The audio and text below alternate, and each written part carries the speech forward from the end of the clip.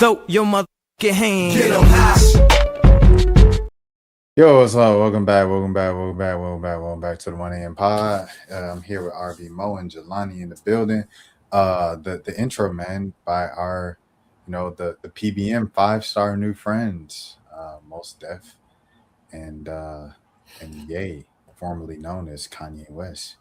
How'd you guys feel about that link up? I guess we'll start off with that. First off, I'm doing well. Thanks for asking, Rashad. People did not want to know. Yeah, he went straight to the Playboy Max. Hip hop royalty. Nah, I would say it definitely threw me off. I was like very surprised by it. Because as I told you, the thing that surprised me the most about it, it wasn't just that they linked up, but that they linked up in Turkey. But I guess, seeing the significance of the performance with them, that being the biggest stadium performance of all time now, I get why Max probably pulled up to that, because that's an iconic moment to be at. But yeah, it just surprised me when I saw it. I was like, wait, because it's like the first thing I saw was like I talking about how Kanye's in Turkey, but then I see Playboy Max clips, and I'm like, was this like yesterday? Like, what happened? But yeah, now that's lit though. Hey, shout out to Tony Williams in the building. I gotta say what's up to Tony Williams. Don't you agree? Yeah, nah. It's I didn't see I seen the clip of him. I seen a clip of Playboy Max talking to Ye, and Justin LaBoy was there. Just in case you wanted to know where Justin LaBoy was. But yeah, no, I didn't see the part where Mos Def pulled up or whatever. But yeah, no, I mean, I definitely want to hear Mos Def rapping over like a Too Slimy type beat. Something like real chaotic. That the kids with the pink dress could turn up to. So yeah, no, we need that. We need that Mos Def in the booth session.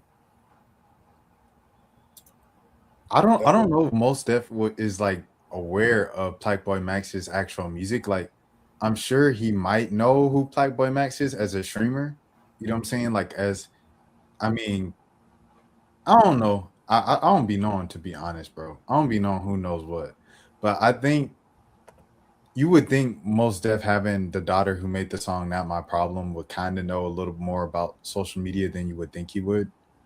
So I'll open it up with that. How much do you think Mos Def knew about Playboy Max going into this? Well, my bad. I was going to say not much, because yes, his daughter is a R&B singer that's prevalent in the music industry, but then is he allowed back in the States yet? Yeah, I think he's been to some of her shows, and all of her shows have, like, she did a little Europe thing, but yeah. True. Yeah. So that's my only thing, is because I know a lot of the time, and that's why I know, Rashad, you pointed out how she doesn't talk much about her dad, but from what I remember, for years he's been battling, with being between the states, well, trying to get into the states, and different situations. So I don't know if that has any effect on it. And so I say that to say I don't know his connection with his daughter to where he would even be tapped into anything, Yeah. I said she's been. I mean, she said he's been to shows, like backstage, and he was watching the shows and stuff like that. So I feel like they're kind of like, well, I don't want to get too parasocial here, because I was about to get into a whole thing. Like, I feel like they're in a good space. I don't know these folks. Right. Yeah, I don't know if I know he moved out to the US like a while back. I'm gonna call him Yasin Bey, his chosen name. I don't think he goes by Mos Def. It's what we used to, because we grew up on that era. But yeah, no, I think he I don't know if he was not allowed to, or if he purposely he left because of child support, and then he phrased it as Okay. I'm going back to the motherland to touch with Mother Nature. And then he tried to go back to America, and they was like, "Nah, Oh, you you think he me? you owe child support." No, I didn't fact. know this. I didn't know that's what it was. The okay, yeah, I definitely felt for like the whole philosophical, like, yeah, I'm going back to the UK to, to find my roots. That don't make sense, but okay. That's So like yeah, Uncle Russ. He went to what is that, Bali? Because he just need some free time to clear his head. You feel me? yeah, he just likes the views over there. The Yeah. climate is cool, like the weather. That's why he's never coming back for that exact reason, right Yeah, there. ever. Ever. He just conveniently moved over there when the whole Me Too movement started. Yeah, no, but to answer your question, though, I don't think the only reason I think he might not know about it, like, and maybe I'm just making this too much about myself, but I'm 30, and most Yasin Bey is significantly older than me. I didn't know who Playboy Max was till like early last year. Now, I'll keep in mind, I was clearly kind of late because he already he had a fan base for a few years before, but I feel like he's just now recently kind of reached that like somewhat mainstream level of fame. I mean, but he's here. Like you said you found out early last year. Like, so you know what I mean? You found out eventually. And you someone that's low key kind of tapped out. Like you tapped in a little bit because you do this pod, so you kind of like more in it than what you were, but you still low key kind of, you know what I mean? Like, so for you to know somebody, that mean they really kind of in people's faces. Oh yeah, But he he's walked. I'm about to say, but Jelani see the TikToks though. Like he That's sees streaming TikToks. So Yeah, but that's what I was saying with Layla. Layla, now my problem is a TikTok song. Do you want me? Do you want me? That's another TikTok song. So she, you know what I'm saying? So to have a daughter with two prevalent like TikTok songs, like, beyond just her being a relevant artist and having good art, she's a like I don't want to say a TikTok artist. That's mad disrespectful. Because Gap Year is like I said, my favorite album of 2024, and I think it was the best album of 2024. But like those are two TikTok songs, you know what I mean? So I think that might have, I don't think it's far fetched. I'm saying all this to say I don't think it's far fetched with his daughter being prevalent in TikTok for him to try out TikTok, be on TikTok, and be introduced to the social media world. It's definitely a possibility. I feel like Yasin Bey would scroll TikTok maybe like 5 times and get overstimulated. Facts. It's a lot happening, like that. For somebody, I feel like for somebody that don't use social media like that, that's probably the worst app to jump right into because it's like it's just nonstop, bro. Like you don't know. I'll be scrolling TikTok and like I might see it'll be like the worst news story possible that I never asked to see, like something very tragic, and then the next thing it'll be like somebody making a food recipe, and then it'll be like the finest girl you ever seen, and then, like it's really all over the place with the algorithm on there.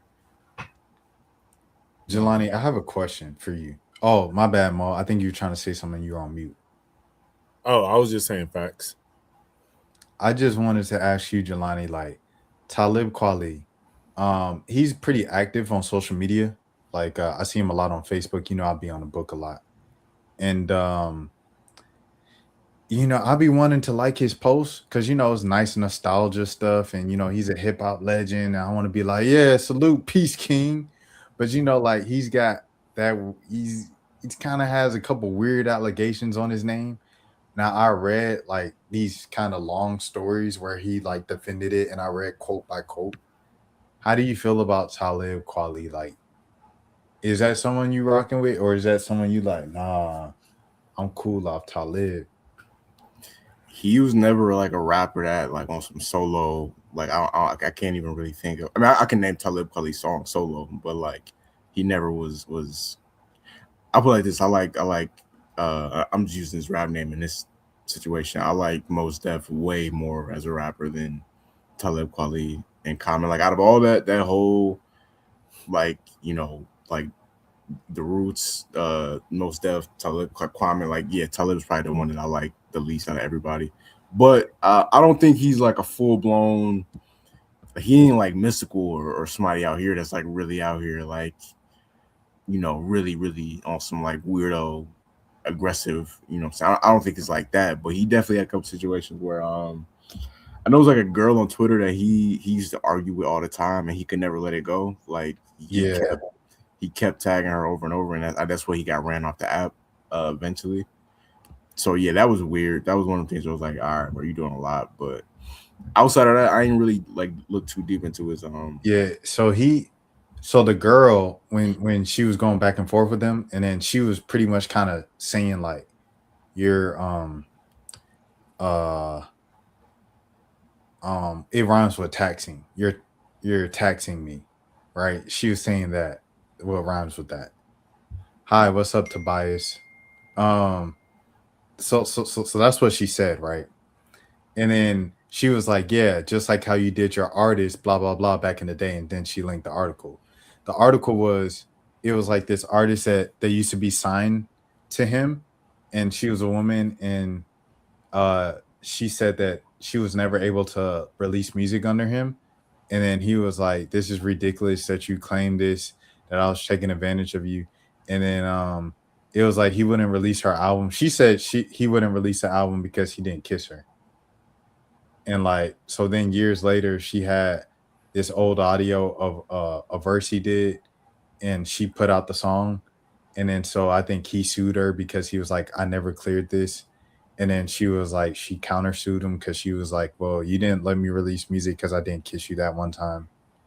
And so like he said, that's a ridiculous claim. I think you're just mad because your career didn't go the way you wanted it to. So I mean, there was that as well. Yes, yeah. I don't know what's true or not. I definitely know like a lot of them a lot of the like super Afrocentric, like yeah, sister, yeah, queen, like a lot of them rappers behind the scenes, they definitely be on some. I feel like they be on some like just as weird stuff as the street rappers. Like when it comes to the ladies, I feel like they be having uh a lot of allegations, like a lot of rappers in the Talib Kweli wasn't necessarily underground, but like a lot of rappers in the old underground scene, like not what we say underground now, but like that era of underground back when they used to wear like like the type of hat that Most Def has on right there, like that era. Yeah, a lot of them dudes used to be on some weirdo stuff. Yeah. My bad. I went back on mute. Yeah, bro. First of all, what's up, Mob? What's up, Mob? Yeah. But yeah. I mean, yeah. Is that I? Hey, you Oh, said. Rez, I've heard of her. She was like she kind of did like rock music, kind of like Oh, okay. she had a couple songs that got played like before she signed to. I didn't know she was signed to Talib Kweli though. Yeah. So this tweet from 2018. She's like, I try to be humble, but you let in a kiss that you didn't get. Talib Kweli, keep my career on hold, and I dare you to say I'm not telling the truth. Gmail, Mr. Green, wasn't you married then? I'll wait. And then she released the wow. She released a screenshot of the email, and it said, come at my artist annually for intercourse. Ha, you, ha, that's rich. In all years we worked together, I tried to kiss you once in a pool in Puerto Rico at night on one of many trips that I brought you on, and you didn't do nothing to earn or get any work done. So if you think you can expose me, go ahead and try. There's nothing I do my wife don't know about. Okay. See, if you can't sleep with your female artists, you leave them in the dust, Talib Kweli. Well, I wouldn't say all that, King boss up at DJ Vlad. I want to apologize to my friends, to my fans. I'm so tired of women getting treated like ish in the industry. If we're not having intercourse or kissing someone, my talent is mine. Talib Kweli is not yours. I understand you broke and you tired and rusty, but let me go, dude. Okay, wow. She had like a rock song that used to get played on like MTV a little bit back in the day, but I think she probably signed to him later on in her career, like when she.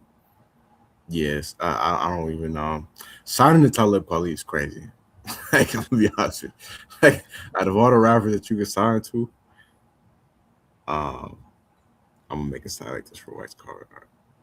Hey, salute, bro. I will. I would Oh, donate 500 if you say OG. OG.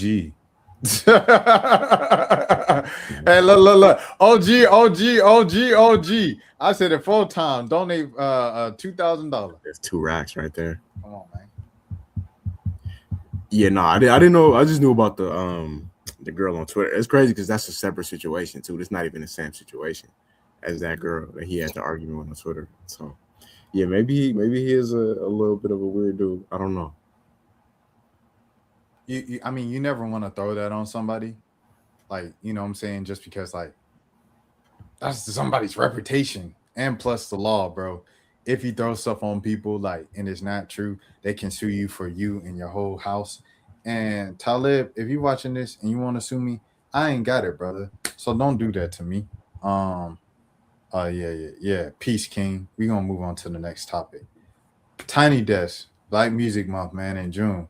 That man Bow Wow on the docket, man. What are you guys really excited to see from this Black Music Month on Tiny Desk? I'll do pull they up have the lineup for y'all in the meantime. Okay, yeah, I'm about to say pull up the lineup. Yeah, I got y'all. Are they putting Soulja Boy on there? I was literally thinking about that, but no, Soulja Boy is not up there this year. Okay. Why am I looking at Big Tigger? Because you know, it's BET Awards month, and so for Black Music Month, they kind of doing like a BET kind of mixture, like Black Music Month presented by or in partnership with BET, you know, type deal. This is a lot of Tiny Desk for a month because, you know, I would think like Tiny Desk is once a week. True. They're gonna probably, I guess, 2 a week. I'm ready for that Fred Hammond though. Oh yeah, that. Ooh, my God, and down from heaven. Woo. Nah, they're gonna be dope. Yeah, I think Floetry, of course, are gonna be really good. They Gotta but do. wait. Which Floetry are they doing? The one with Amanda Seals? I was gonna say it's not gonna be that one. I think it's gonna be the real. Shout out to Marsha Ambrosius. No, I think it's gonna be the real. I do not want to disrespect the Darcy woman in the group. I feel like that's very flagrant if I don't say her name too. Yeah, I think it's the real Floetry though. Hold on, let me look up her. I want to say her. Oh, yes. I'm about to say I was joking because the people would be in uproar if they threw Amanda Seals on there, bro. No, that's yo. Imagine you turn on Tiny Desk and you see, Marsha Ambrosius and Amanda Seals. Like, I didn't even know she was in the group until she said something. Yeah, me neither. Amanda Seals has done a lot, bro. Like, she is like probably like, you know how you say like ultimate Black people like Ray J, Jeff T. I think she might be up there. Yeah, no, facts. Speaking of Ray J, man, prayers up. Prayers up to Ray J, man. Why are we praying for Ray J? Well, okay. Well, they randomly texted me right today, and they was like, how long did Ray J say he had to live? And so I looked it up. And in January, apparently he was on the Instagram live when he said he had months to live.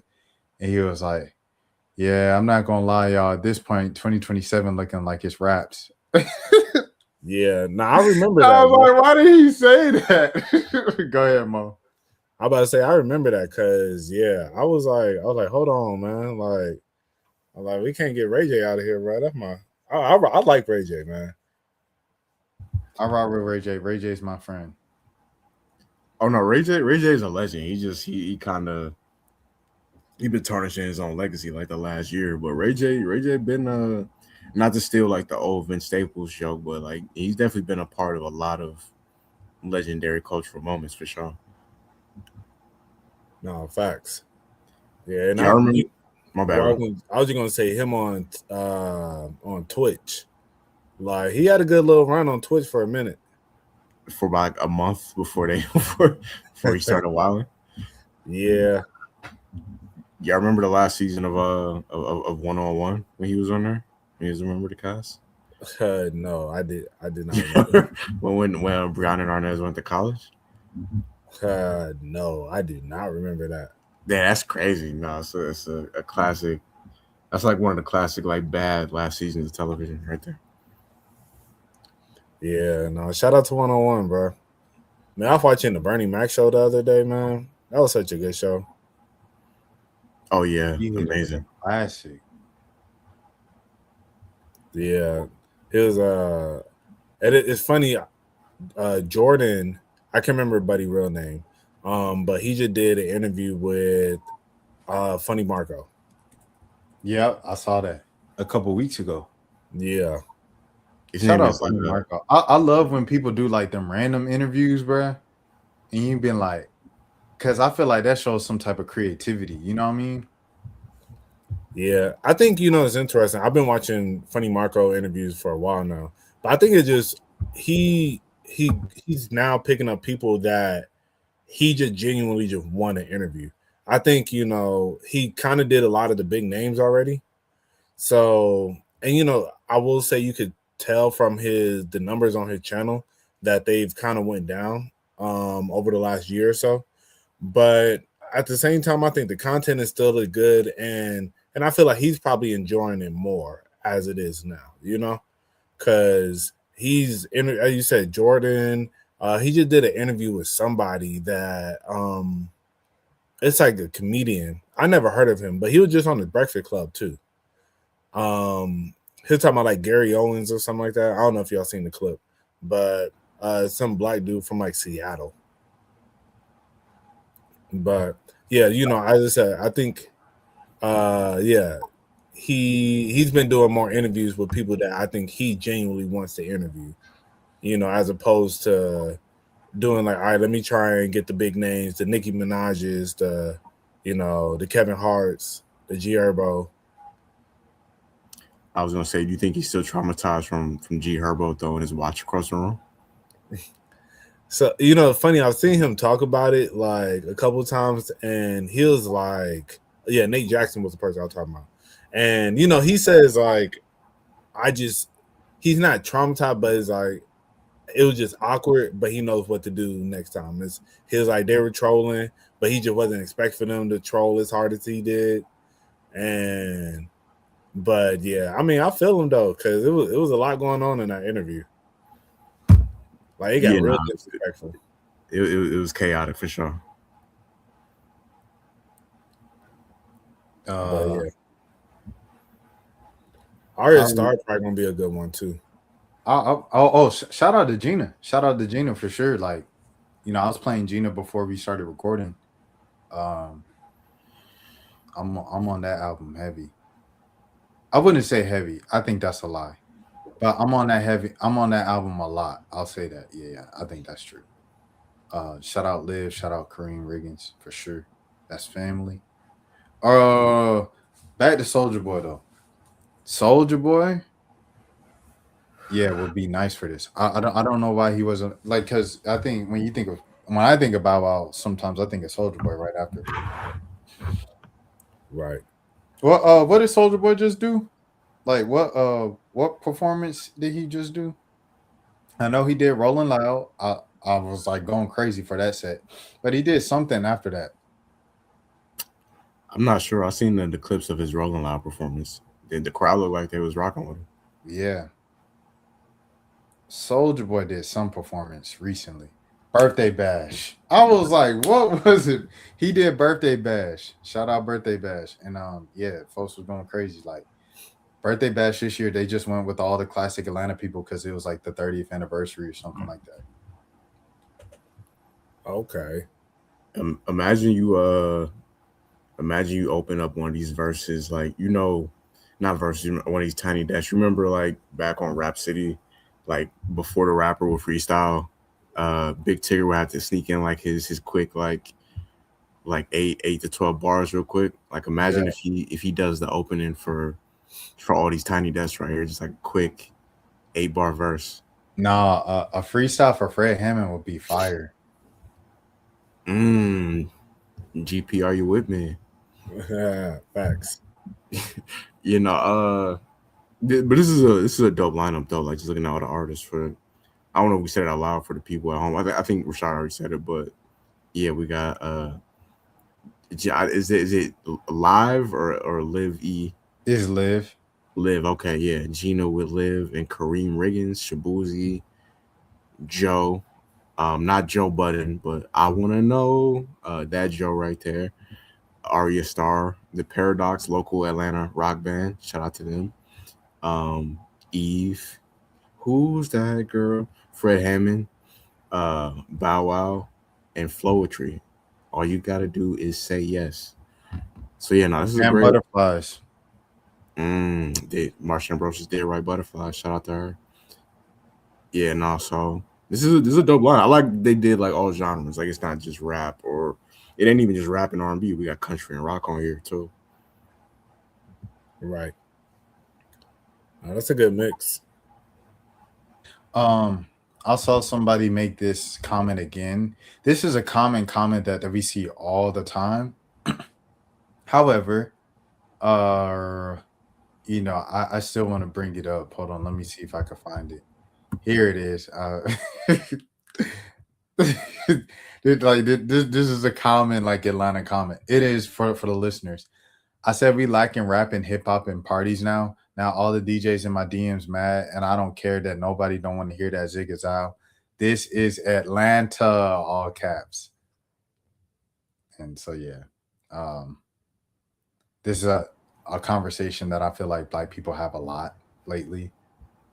But I think the first time I saw it, I was like, okay, now I don't feel bad when those segments happen during like kind of functions. I don't feel as bad anymore to know that I'm not the only person that feels this way. Honestly, like if you an Atlanta DJ and it's not a reggae party or like an Afro beat, like it's certain spots where like that's the theme. Like I know like Rocksteady, they mostly play like Afro beats, like that type of music. If it's not one of them type of places where you know ahead of time, like this is what we're gonna be hearing, 9 times out of 10, it's just not a good idea, bro. Like if you at a if it's like a turn up spot and people vibing, like it's just not it's just not the city where, even though we do have a large African population and like a large mostly from people from like New York, but like a large Caribbean, the people are there, but it's like, bro, it's still Atlanta at the end of the day. Like more times than not, people want to hear, either the women want to hear something they can shake to, or like the dudes want to hear something they can turn up to. But like that's just not the musically Afrobeat slash dance hall or reggae. That's just not like the the real theme music of the city.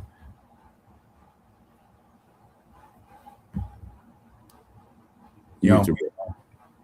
I saw a tweet probably last year where this girl was like, I'm coming from New York, and it was, I think she was like Hispanic or something, but she was like, yeah, the Atlanta club scene is like horrible. They don't play nothing like outside of like hip hop or whatever, and because she was like, she wants the Zig Zag, she wants the like stuff like that, so it was just interesting because I was like, what? Like, where do you think you at?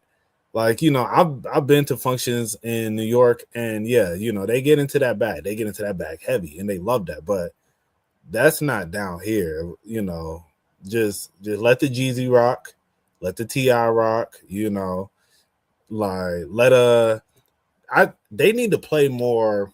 They need to play more classic, like futuristic era rap, like Atlanta, because I feel like they see. All right, I got a point with that, Mo. I feel like this is what they're doing. They're making "What's Up" in Atlanta from Rich Kids. They making that like Poison. It's like when they get into the '90s bag, they just play Poison and Can We Talk. That's it, and then they move on back to the rap. Facts. And it's like, dang, it's so much good music from the '90s, bro. Like, can we get a little more into it? And then if they get to the gospel bag, is Stomp and it's what's the Marvin Sapp. Yeah, never. Yeah, Never would have made it. never would have made it. And then it's the little dubstep version or the Jersey Club version. Nah, And it's then the they do it with the what's the oh the what it is. yeah. What's up? Oh my that God. version. Yo. Crazy. But you know what I'm saying? Like it's like they doing that right now with What's Up for the futuristic era. And it's like I love What's Up. I love Rich Kids, but it's like, dang, can we get into like at least a Rich Kids mix? Like, can we at least get that? We ain't even gotta go we ain't even gotta do all, you know what I'm saying, the other groups, you know what I mean? We could just keep it Rich Kids. Give us 3 or 4 Rich Kids hits in a row, and then let's keep it, you know, whatever else you want to do. You know what they need? They need to add more genuine twerk mixes.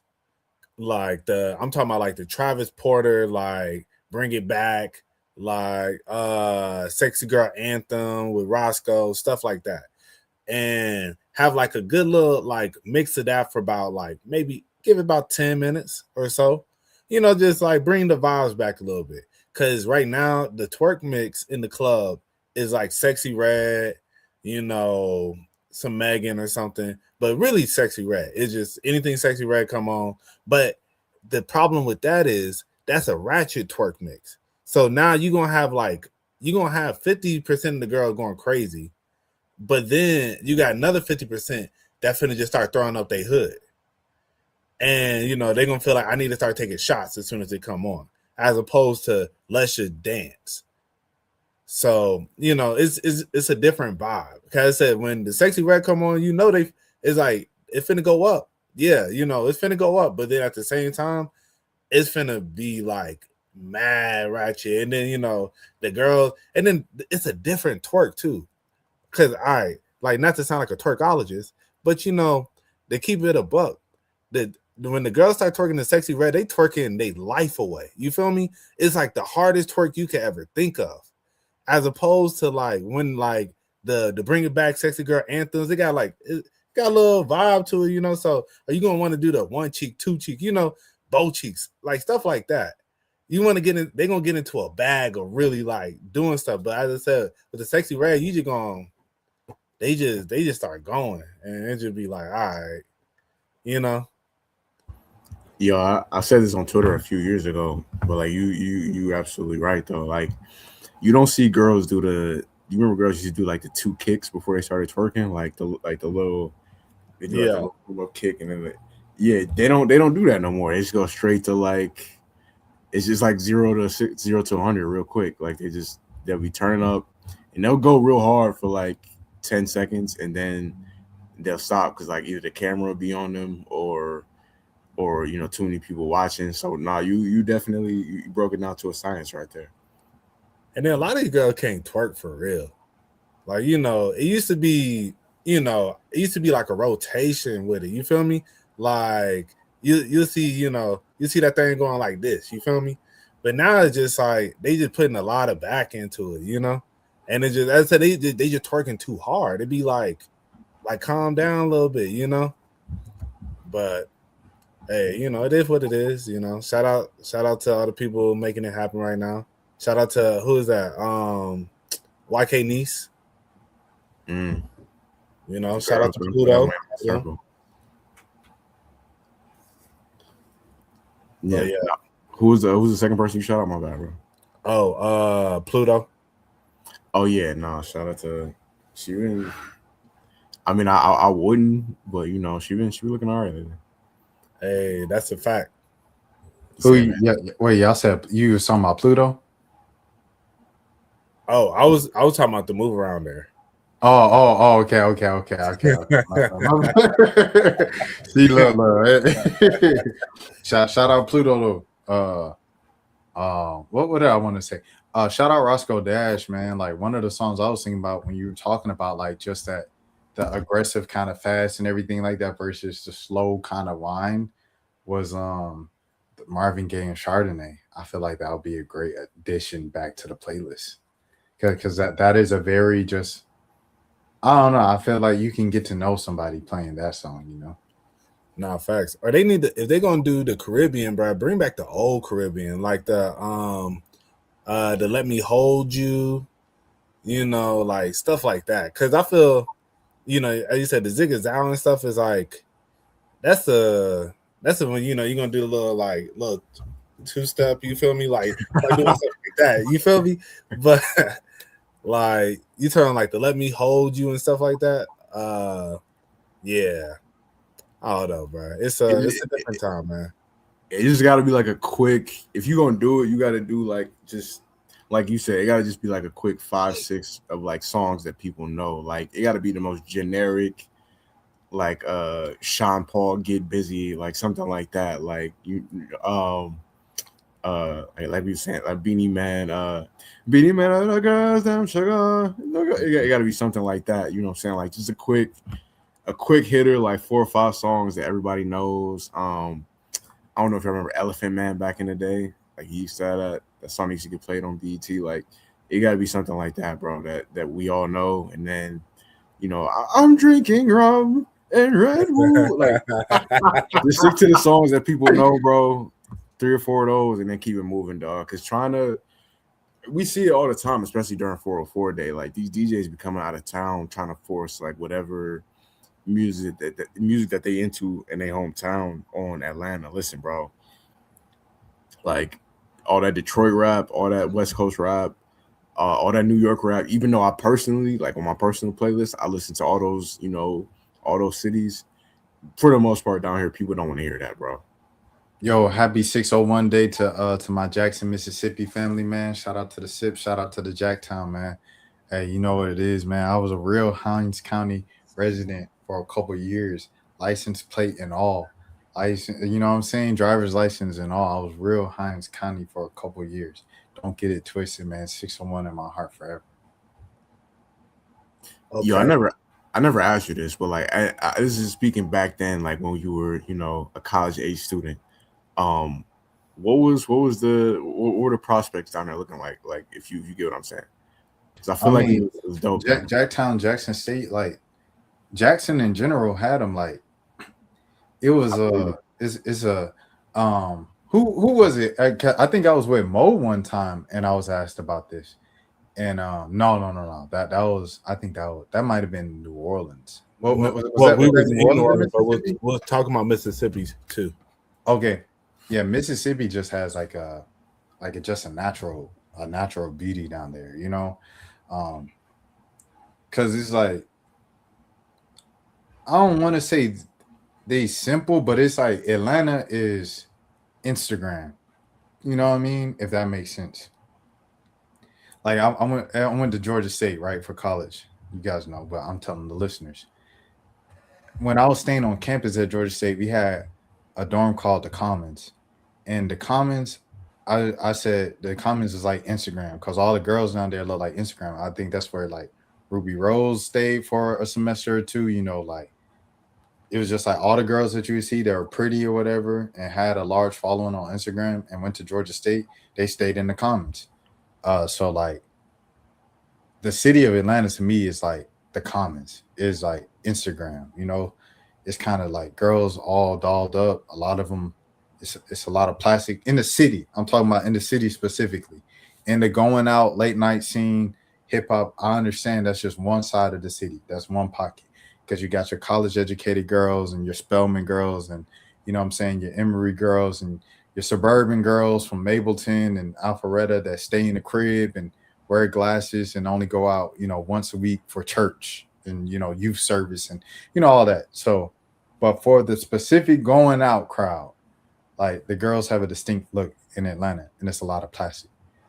In Mississippi, it's like they just on cornbread down there, bro. Like it's all natural, bro. Like you see a lot more girls rocking like the Afro puffs, type deal, like their natural hair. It's like that. So I rock with them down there for sure. But it's in Mississippi though, you got to understand like what they want. Like down there, a lot of the girls they want like a traditional man who can handle a farm and work with his hands and ride a little a tractor trailer around across the front yard and all that. Like, He drives a pickup truck. yeah. Like, I interviewed Thick Daphne one time, and Thick Daphne, she's from Chicago, but she went to school at Jackson State. She was actually in the band at Jackson State. She was in the Sonic Boom of South. Had no idea until I interviewed her. So we were talking about Jackson a little bit, and then she was talking about the men that interest her. I don't know how the conversation got there, but we were just talking about her preferences, her type. And she was like, I like a man who could work with his hands, like a country boy, like wear boots and da da da da. And that's what my the lady at my apartment office was saying too. Like in the front office at the leasing office and stuff. She was like, yeah, like I want a man who a country boy, like work with his hands, good with his hands, get down and dirty, work on cars and do this. Like they specifically want that out there. You have that sometimes in Atlanta, but because it's still the South. But for the most part, like they just want money and flash, like in Atlanta. Yeah, that's all they care about. It's that is the thing about Atlanta. You know, I love Atlanta. I love my city and everything, but at the same time, it is, I don't know, it's very superficial. It is like extremely superficial where it's, if you don't, I've seen people like, I think Cam Newton was talking about this on his podcast recently, where he said you can step out into like a lounge in Atlanta and you'll be in there with like a politician, you'll be in there with a lawyer, you'll be in there with a scammer, you'll be in there with an NFL player, and you don't know who's who. Everybody just, they all on the same stuff. It's just, you can tell like, all right, this buddy probably got money, So, but you don't know what they doing to get it. So it's interesting. Like as I said, I love the energy of the city and everything, but at times like the superficial nature of it can be kind of like, I don't know if it, I want to say overwhelming, but it's just when you go other places, you'd be like, I had more fun in other places. Because I don't think people, when they go out in Atlanta all the time, they don't really be having fun. I think people just be outside to be outside to do stuff. Like I got a section, I got the bottles, I got the hookah and all this stuff to say I have it. But did you really have a good time? Maybe, maybe. Like I saw one dude describe it. He was just like, I mean, shoot, like maybe you have a good time. Maybe the next 8, 6, 7 times that you go out, you don't. But then there's that one time where it's lit. And then it makes up for all those other times where you're like, all right, I'll do this again. I'm going to keep trying because I know it can be this, as opposed to, I think, like, I'll never forget, like, I think I talked about it on the pod, as I said, like, going out in New York, I was like, bro, this was just so much fun. I didn't feel, it wasn't a bunch of people sitting there. I said there wasn't no sections. You don't feel like people trying to be too cool for nothing. Like in New York, they don't care. They'll start dancing in a heartbeat. You feel me? Like ain't nobody dancing in the club in Atlanta for real. So if you dancing in the club, you a Drewski skit. So Well, literally. So somebody else just made a joke about that this week too. They made another skit about that. It was Tropicana. She's like, how people who don't have a ride from the club be dancing. Mm-hmm. And I was just like, bro, like, let people have fun. Go ahead, Mo, wrap it up. No, facts. Oh, dang, wrap it up. I was going too long. No, I didn't mean to say wrap it up. I meant to say, like, you sounded like you were getting to the end of what you were saying. And, like, so I was like, I'm going to let you put your tie on it. You know what I'm saying? Like, no, I'm going to let you have your moment is more of what I meant to say. Appreciate it. But yeah, I'm pretty much done. I will say on to another note, I went to Raleigh, North Carolina for a wedding last weekend. And yeah, we went to like the little club. That was super mid. I can't lie. I don't know if it was just the area we was in. Because I think it wasn't like a super popping area. But yeah, I don't know. I was like, man, that was one of the moments where I was like, shoot, yeah, take me back to Atlanta. I'll take the superficial over this. This was just, I don't know what they had over this. Shout out Raleigh, man. Go ahead, Jelani. Oh, you said it wasn't lit. No, I thought you were saying it was lit. Oh, okay. Nah. It was not lit at all. I was like, I went with my cousins, and yeah, we was in there, and it was just it was like kind of dead. The music wasn't really hitting on nothing. I was just like, like we stayed for maybe like 15, 20 minutes and then just went back to the crib. Damn. But it was a walk away, so it wasn't nothing to leave. No, shout out Riley, shout out to Carly, shout out my people, man. Shout out NC State, shout out the vegan joint out there, you know, the father son shop out there in Durham, and my people for sure. North Yeah, Carolina that's it. got him though for sure. That's a fact. Like outside of, you know what I'm saying, that experience, like I be seeing, I follow like a couple women that live in Charlotte, and yeah, it's crazy out there. Bro, I I wanna was on Monkey one time, and I think I've only been on Monkey once, and like so it was a couple kids from North Carolina, right? And every time a kid from North Carolina would pop up, I'd be like, North Carolina, and they'd be looking at me like, what? I'm like, you don't know that song? And they're like, no. I'm like, oh, okay, well, yeah, that was a very popular song by an artist named PD Pablo, and it is just kind of weird. It's like, like you know, my little sisters didn't know "Welcome to Atlanta" until I like told them about it a couple years ago. How old are they? One sister was born in 2000, the other one was born in 2005. So the 2005 one I can understand for sure. 2000, obviously she was only like 1 year old when the song came out, but I do feel like if she grew up in this area, like you would have heard that song at least a couple times growing up. I told her this. I like you not saying anything. I ain't telling them, bro. I was just like, I don't know how you have not heard that song. Like all the Hawks games we've been to growing up, and you telling me you never heard that song? I don't believe you. No facts. Yeah, but yeah, I mean, you would think so, but like I don't know. It's fascinating because those songs are both like 25 years old at this point, but so sometimes stuff just kind of slips through the cracks a little bit, I guess. But you would think like the I don't know, like this is the way I think, but it's probably because we were living through that time. You would think like the things like state anthems, like songs that shout out states, songs that shout out cities, that they play everywhere because they shout out said city or state. But that's a great point, Jelani, because do the kids who go to Marietta now know the song from, you know, do they know that song? No, as far as you talking about, there were some rappers, for context for people listening. There was some rappers who they made like a anthem for our high school basketball team when we were in high school. That was popular at the time. No, not that song, not that Oh, song. not that one. That Which song. one? I'm talking about. I'm talking about the one from Seaside. Oh yeah, no, I no. You don't think they know this song? Nah, Shout I out can't Southern say. Bread, man. Shout out DJ Southern Bread, man.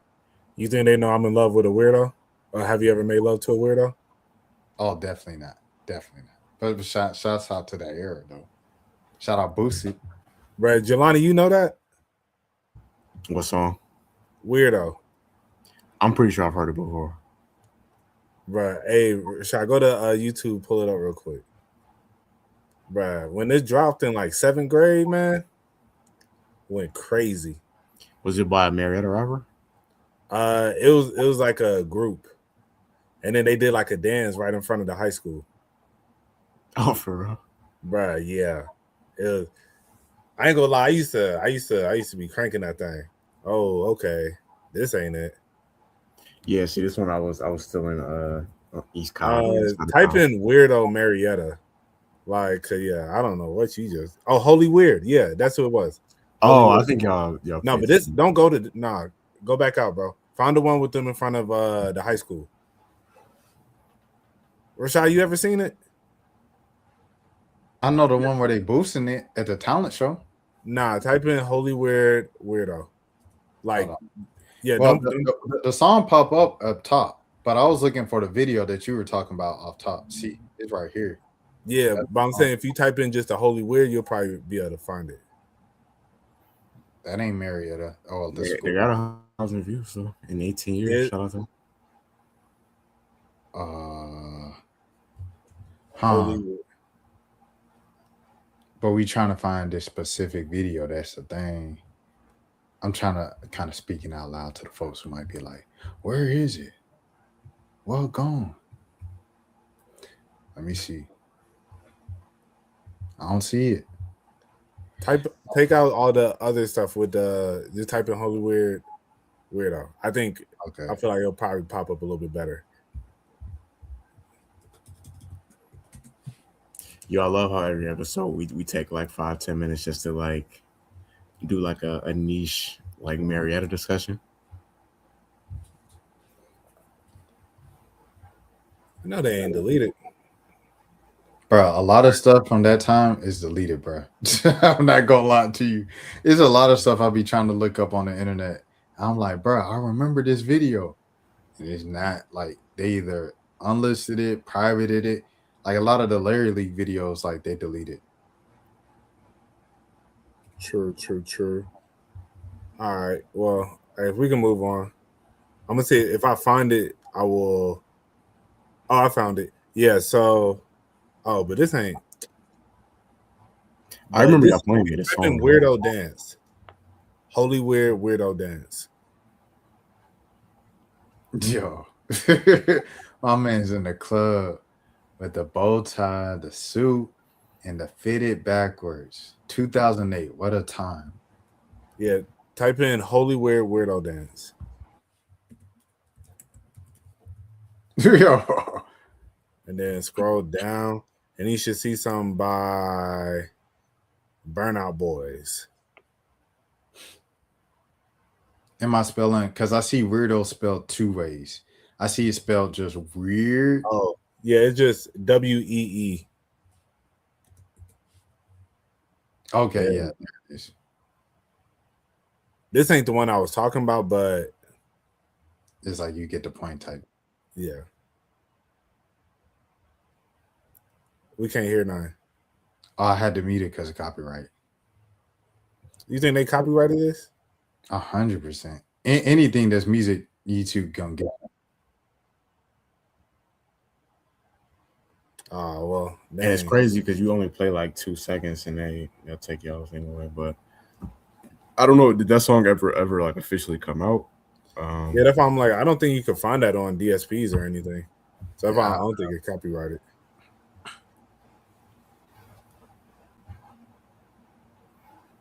They getting it though.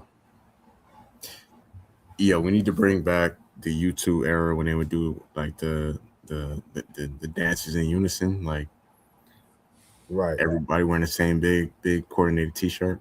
Hold on, I gotta reshare the screen because y'all were talking when I was playing the audio, and I was like, I wonder why they talking. Like I'm playing the audio, and then I was like, oh yeah, I gotta reshare. Like the audio period was off. All right, hold on. And I'll give you some outer space. Yeah, but they getting it. Oh, They fuck. get it. I rock with this, bro. Yeah, I rock with dancing. Period. Like, I just think dancing was something. Is something fun. I don't want to say was because kids are dance like they, you know. So, shout out to all the kids. You know, keeping Yeah, the that's dancing crazy. alive. You know, shout out Ozzy for dancing more than I think he probably danced back then. Now because he's a TikToker. Hey, shout out to him. Yeah, I never my era of I never like I officially uploaded one of these videos, but this definitely was the era for sure when I was like the whole like snap and pop. You know, this is like when I did my most dancing growing up.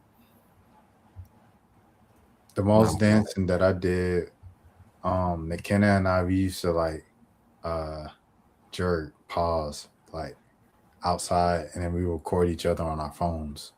But we never uploaded it or anything. We just recorded it to see like our progress of how good we were getting at it.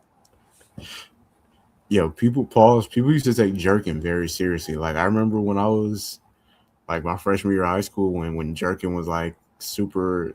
Every time I say this sounds crazy, but like when jerking was super popular around that time, like they used to have different dance crews at our school. People used to be like used to be dance battling in the hallway like America's Next Best Dance Crew or something like that. Like it was the jerking group era was a time.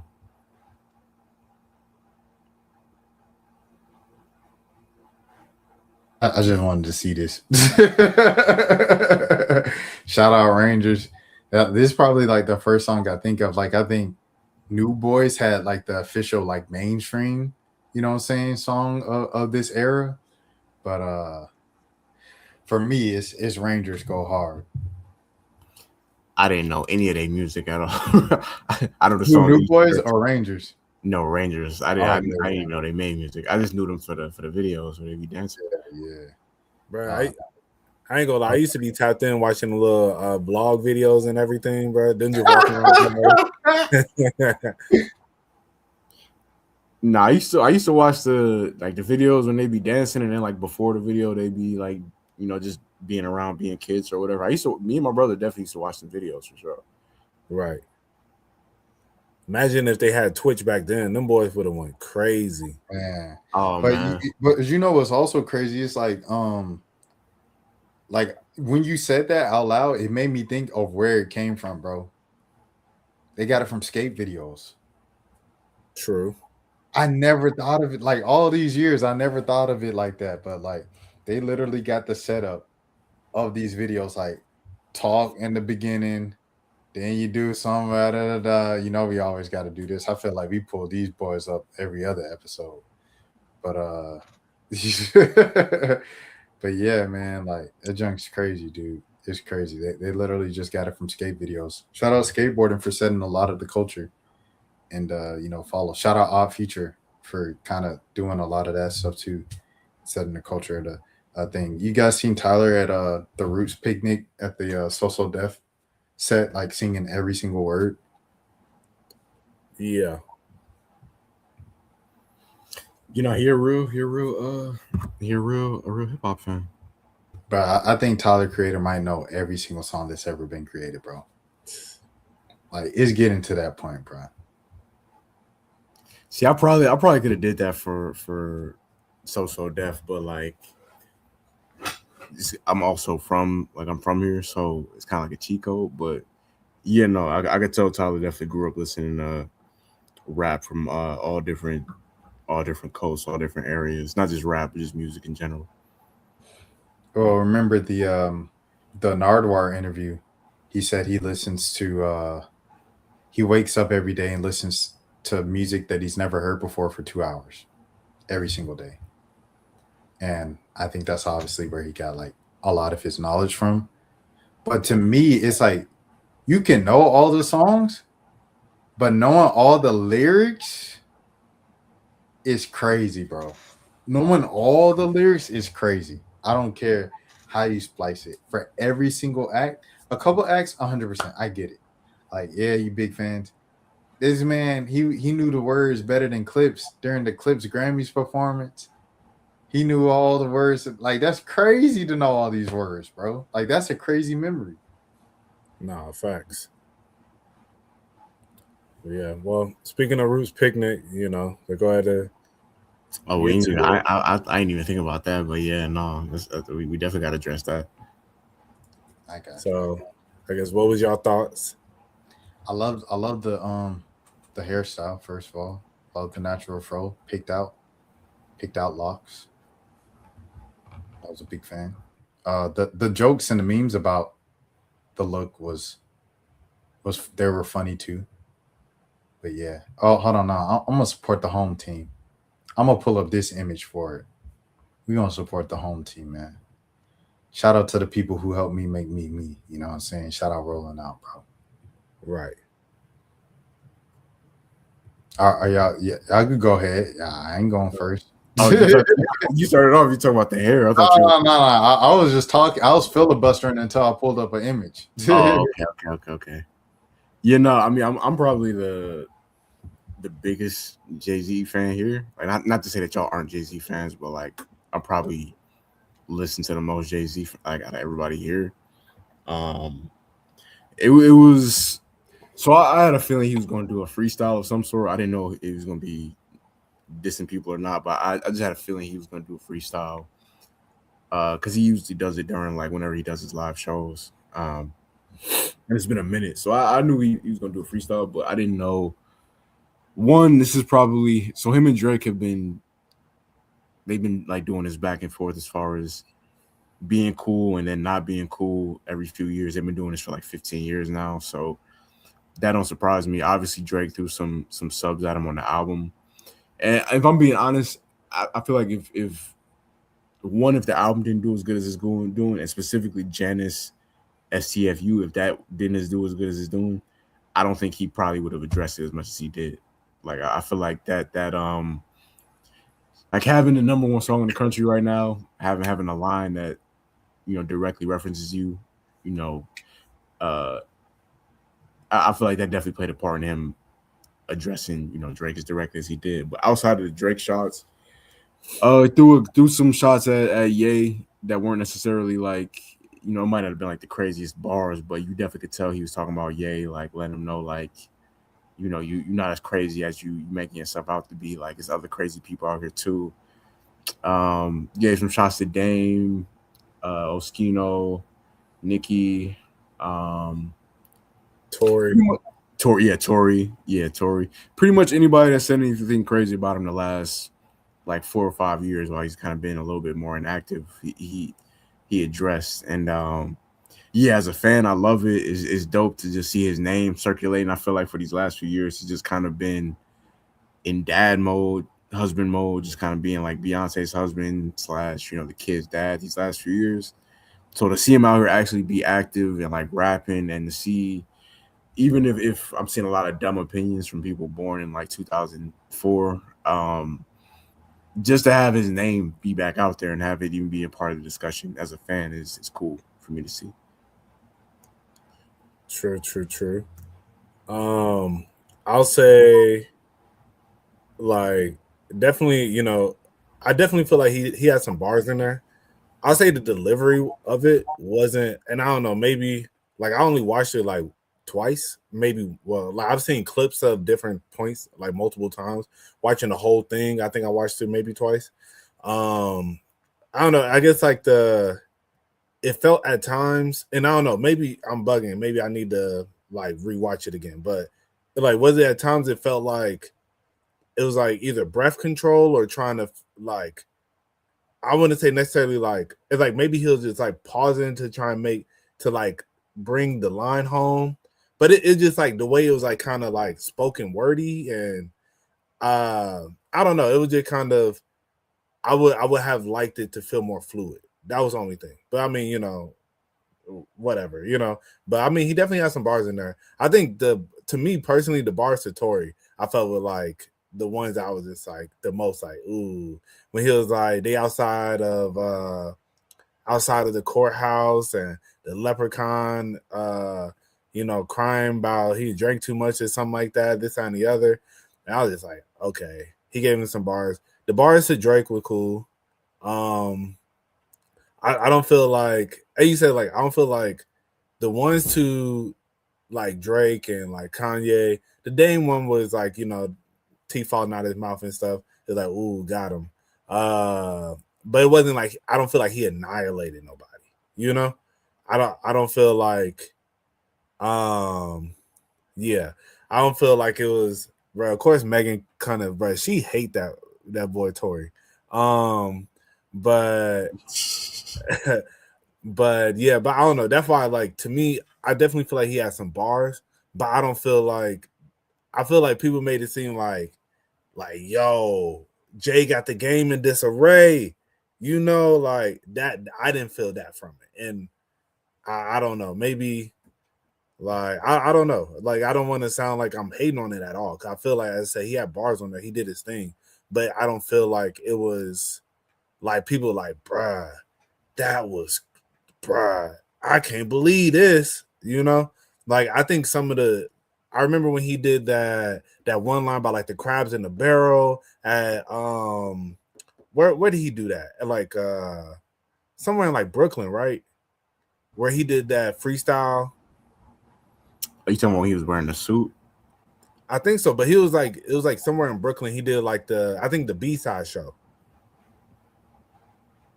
Yeah, I'm not sure exactly where it was. But you know the show I'm talking about when he did the B-side show. Oh yeah. Oh yeah. I know that show. I know that show. I don't know the freestyle he did at that show, but I remember the show. Yeah, like when he did that freestyle, I felt like when I heard that one, I was like, okay, yeah. But I was like, with this one, it didn't. As I say, it didn't really like. It wasn't like bruh. Like I said, like I feel like people, they're like, as I said, they're like Jay got the game. You know, Jaden came back and took the game back over. Like this, why you don't mess with Jay? And it's like, you know, I felt like it was cool. It was cool.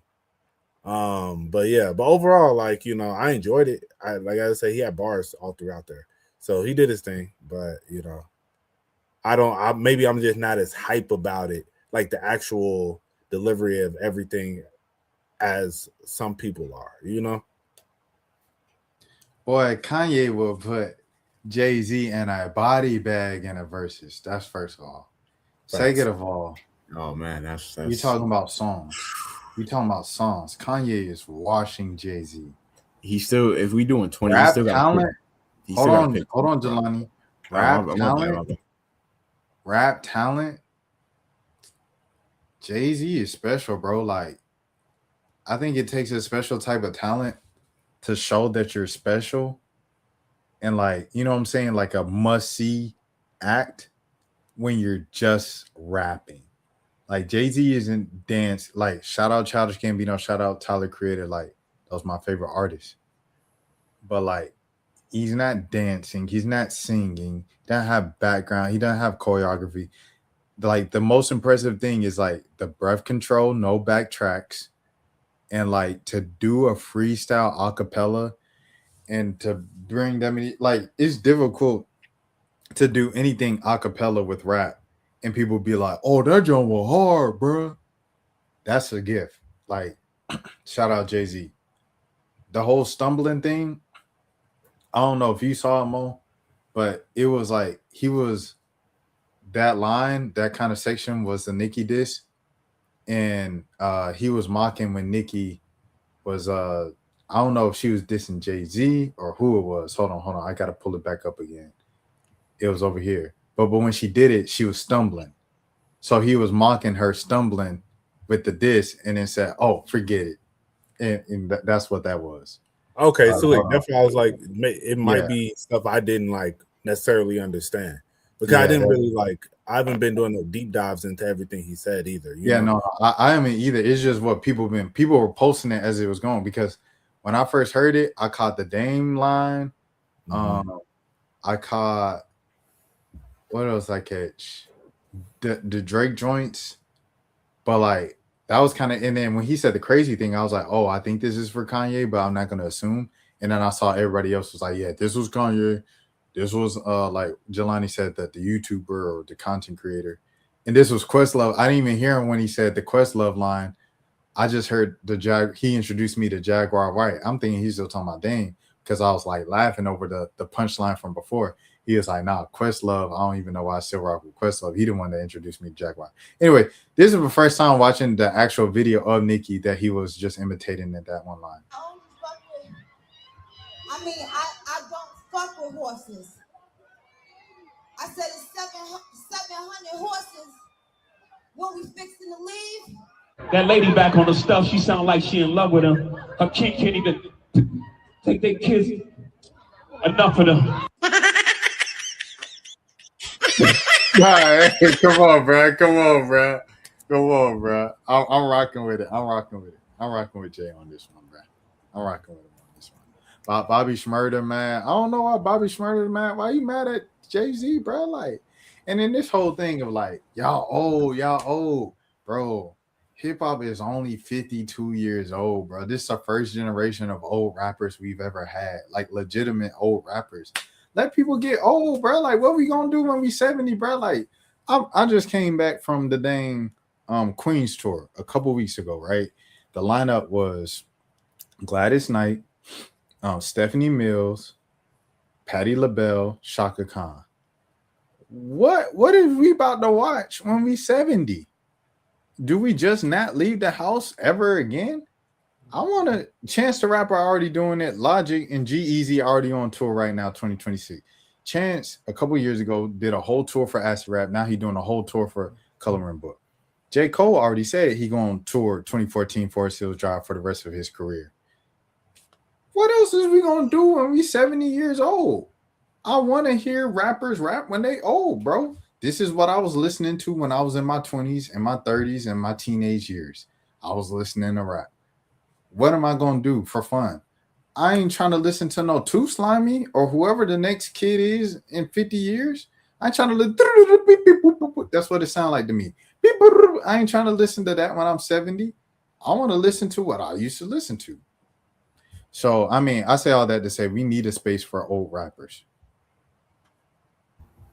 No, I love I think it's dope, just the idea of a 56-year-old rapper like still being relevant.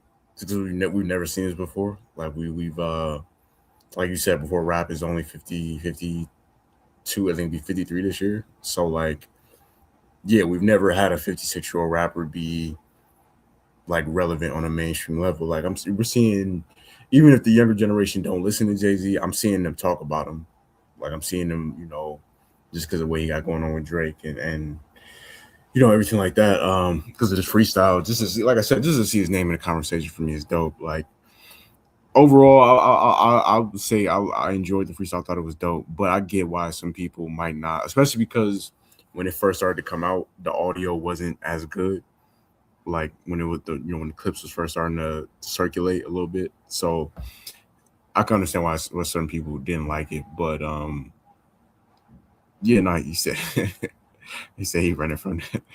Yo, I'm not even gonna comment on that because his name was in there. Jay-Z got Hall of Fame PR, bro. Like him doing this entire summer run with, like I said it on my individual stream. I'll say it again.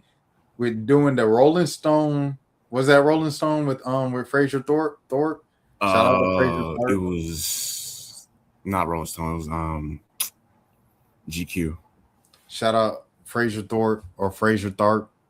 Is it Fraser Thorpe? I should know as a journalist. Yeah, it's Fraser Thorpe. Yeah. Shout out Fraser Thorpe with the GQ interview. But you know what I'm saying? Like he did his slow rollout. Then he announced the 30th anniversary of the Blueprint shows in Yankee Stadium back to back. Then I'm doing the Roots picnic. So I'm slowly coming back outside. Then you putting out the rumors Jay-Z releasing that album this year is done. It's gonna happen. You know what I'm saying? So we hearing all this Jay-Z and Jay-Z like, man, I miss coming outside, man. I love y'all. And then backstage, if you got a cell phone up, put the cell phone down. Okay, all right.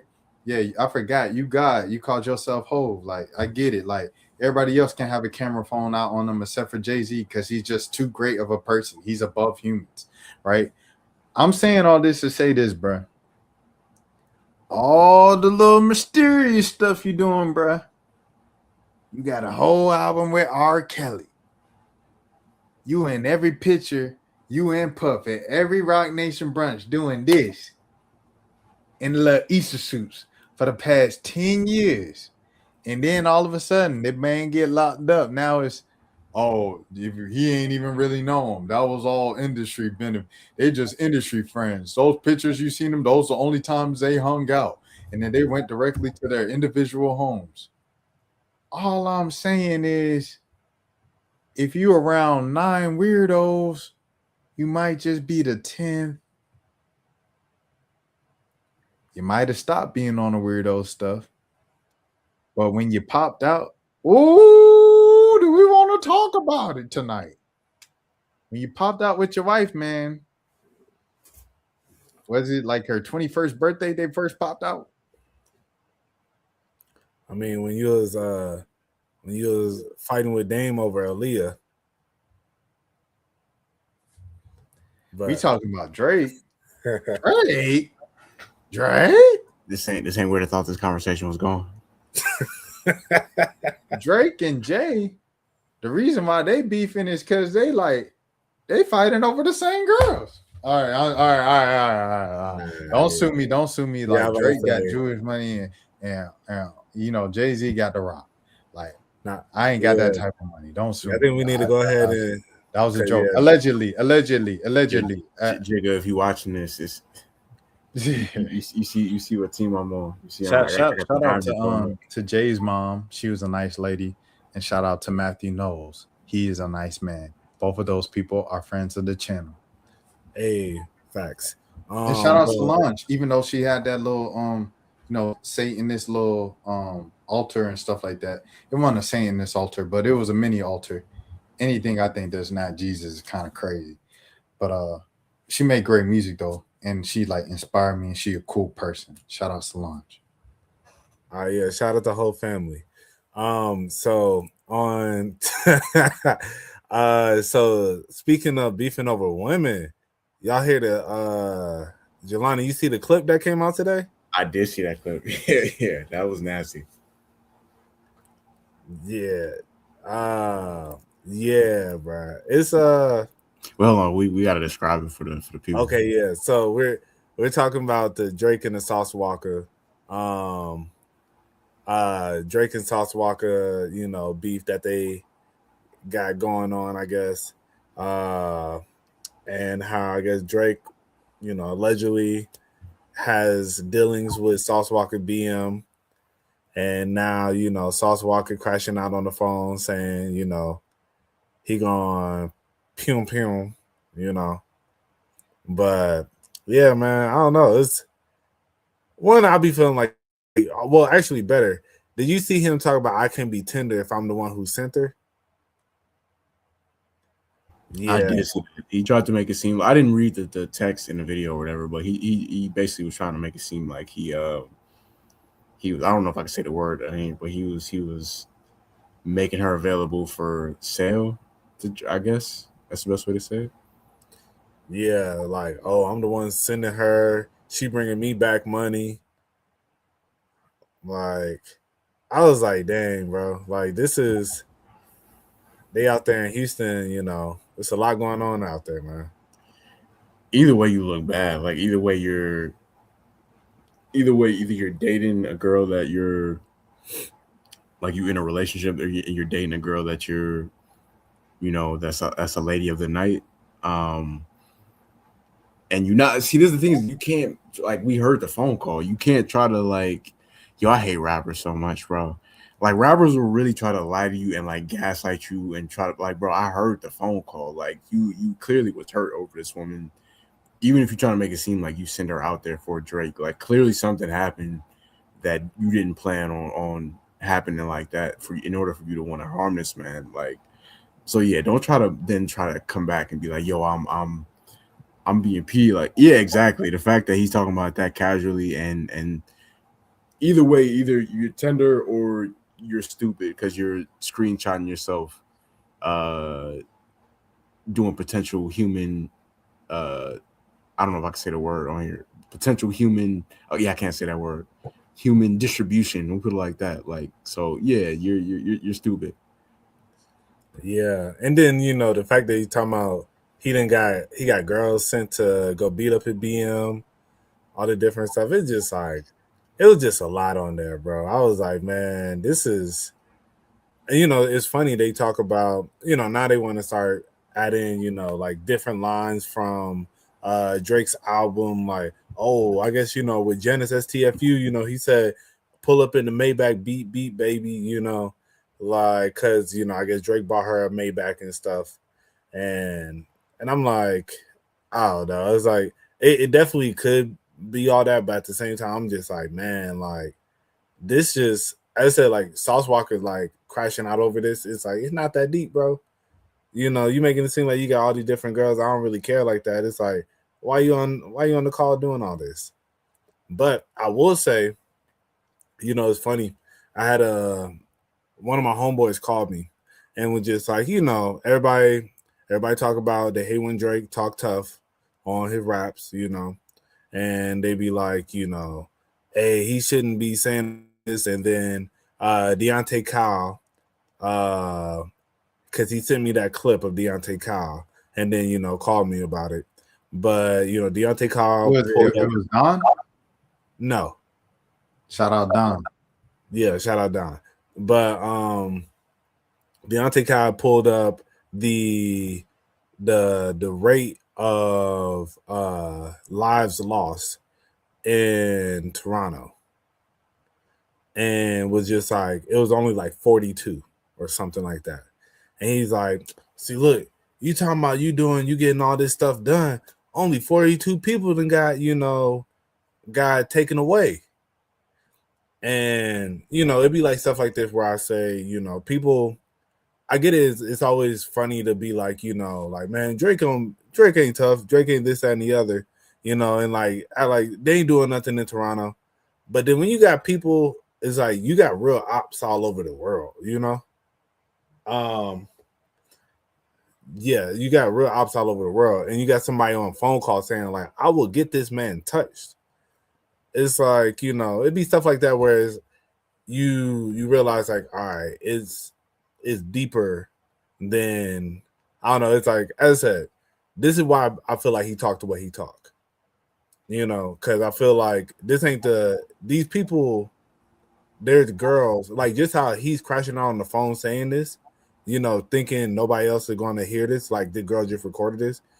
Think about how many guys have done that same thing and talking to their girl, and then the girl go back to Drake and be like, yo, buddy said that he gonna do X, Y, and Z, and then Drake got to just be like, all right, now I gotta be on the lookout for that now, but Yeah, no, I imagine that Sauce Walk isn't the only person on earth that whether it's justified or not, that does want to harm Drake in some sort of way. He definitely needs security. But I don't like the thing about, like, you can look at the murder rate in Toronto, whatever. Listen, I'm 100% confident. Not saying that he has, not saying that he would, but if Drake wanted something to happen to you in Toronto, it could happen to you. Like, I do think he has enough resources that out there, like, I don't know what he could do nationwide, but in Toronto, I'm very positive that if he wanted to have access to you, he can have access to you, start getting something done to you out there. But I saw this one person tweet that was like, y'all keep talking about how Drake be lying about being a mob boss. He was like, I work a 9 to 5. If I touch half a B tomorrow, some of y'all not making it to the weekend.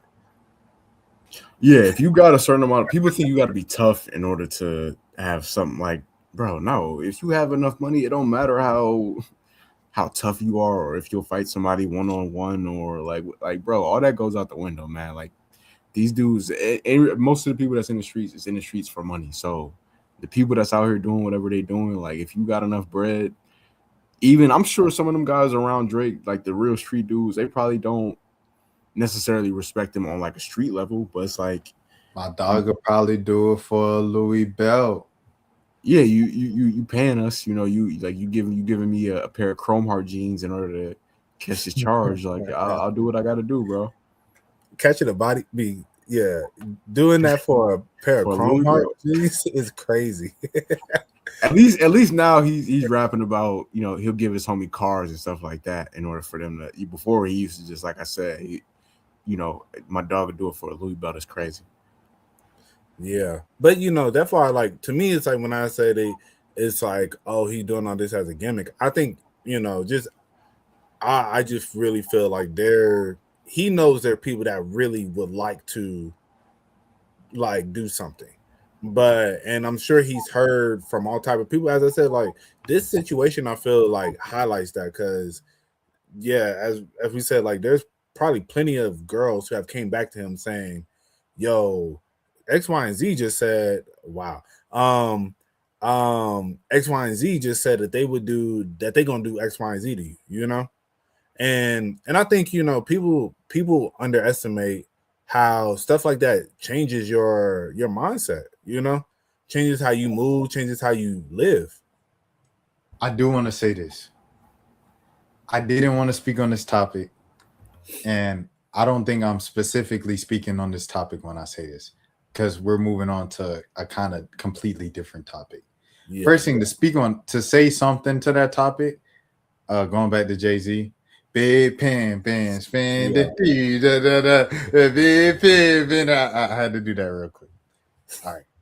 Second thing, this new discussion that we've gone with Drake. Once again, we got to go back to accountability. Like Zero said, Zero, we on the same timing. How you, what did Joe Budden say in 2024? You can't keep sleeping with people's girlfriends and baby moms and ex-wives and current wives and this. You can't live like that. That's not a smart way to live. Even if it's a smart way, because you have the money to protect yourself, blah, blah, blah, blah, blah. That's not a moral way to live, bro. Like, that's a flawed way to live, dog. And I don't know Drake. I've never met Drake. But from what I've heard, just by listening to podcasts and listening to other famous people talk about this man throughout the past 15 plus years, he has like a thing for sleeping with people's girlfriends and stuff. You can't just do that. Yeah. I definitely feel you on that. You know, it's a dangerous game, you know, but you know, I think That's it. Yo, I've never been a fan of short sleeve hoodies ever. Short sleeve hoodies and sleeveless hoodies are both wild garments. Outside of the gym, at least. What song are they listening to? We Them Boys. That makes it even funnier. That makes it. Hold on.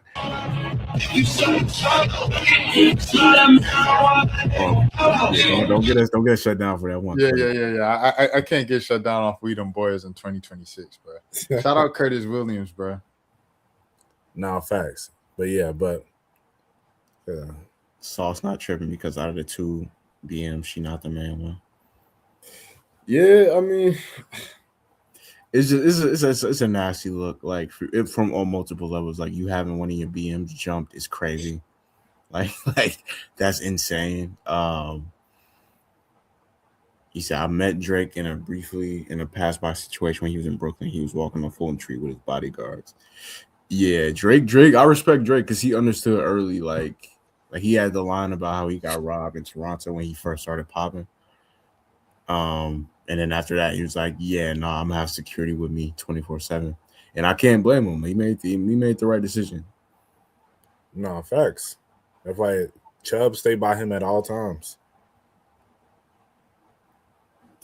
Yeah, like, Chubb's got to be tired of him telling on him. Like stop telling people I'll punch people in the face and carry guns and stuff like that. He like, bro, Chubbs don't care. He's like, bro, as long as you bring it come with like a new Audemars. No, facts.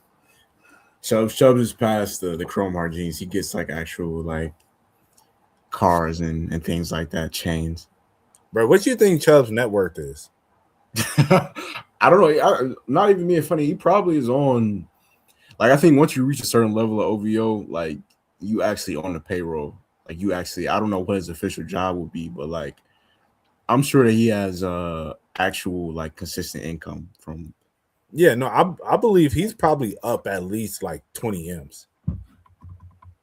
At least a few. I don't know if 20, but he's probably got at least a few. Because he even when you see him and Drake out, he be rocking like he be having it on like the jewelry and all that. It don't just be Drake wearing nice stuff.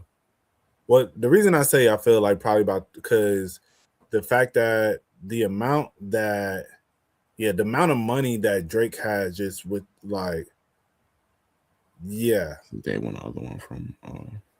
Okay. But like, you know, just the fact that like that's been your right hand man for about at least. My bad. I thought you were talking about yeah. You talking about softball. Okay, for sure.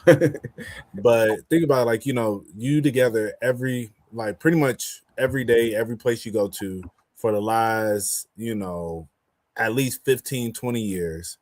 And I'm raking in at least half a million. You know, half a billion, you know? Like I feel like as that's been going on, like I feel like Chubbs make at least like 2 M's a year, bro. Like Yeah, that wouldn't shock me. Just because he I mean, I don't know if he's officially listed as like his head of security or something like that, but that's been his main role for the last 15 however many years or whatever, you know what I'm saying? Yeah, he definitely, like I don't know how much he got money monetarily, but I definitely don't think he's starving at all. Chubbs he probably ain't even at the point where he gotta actually physically put hands on people. Like he probably got younger shooter. Yeah, I don't want to say I don't want to say that word. He probably got younger goons underneath him to do what he needs done. you think him and Drake got a joint bank account? I hope not. That'd be nasty. Like him monitoring, having. Yeah, no, I hope not. I'll say this all the time. People turn on Drake. They all have some ties to Jay-Z. People turn on Drake. Some of them do. But I don't know if some of the people necessarily turned on Drake. Like, I just think the beefs that Drake has had, like most of them have been self-earned. The Kendrick, we ain't trying to have this debate again for the millionth time, regardless of where you fell, but like he did kind of to an extent kind of start that. Like when he got mad about the control verse, like that was kind of the beginning of that issue. The him and Pusha one, I don't think he started that. That really was, he kind of just inherited Pusha and Lil Wayne's issue, so I'm not gonna blame him for that. Those have been like the main two.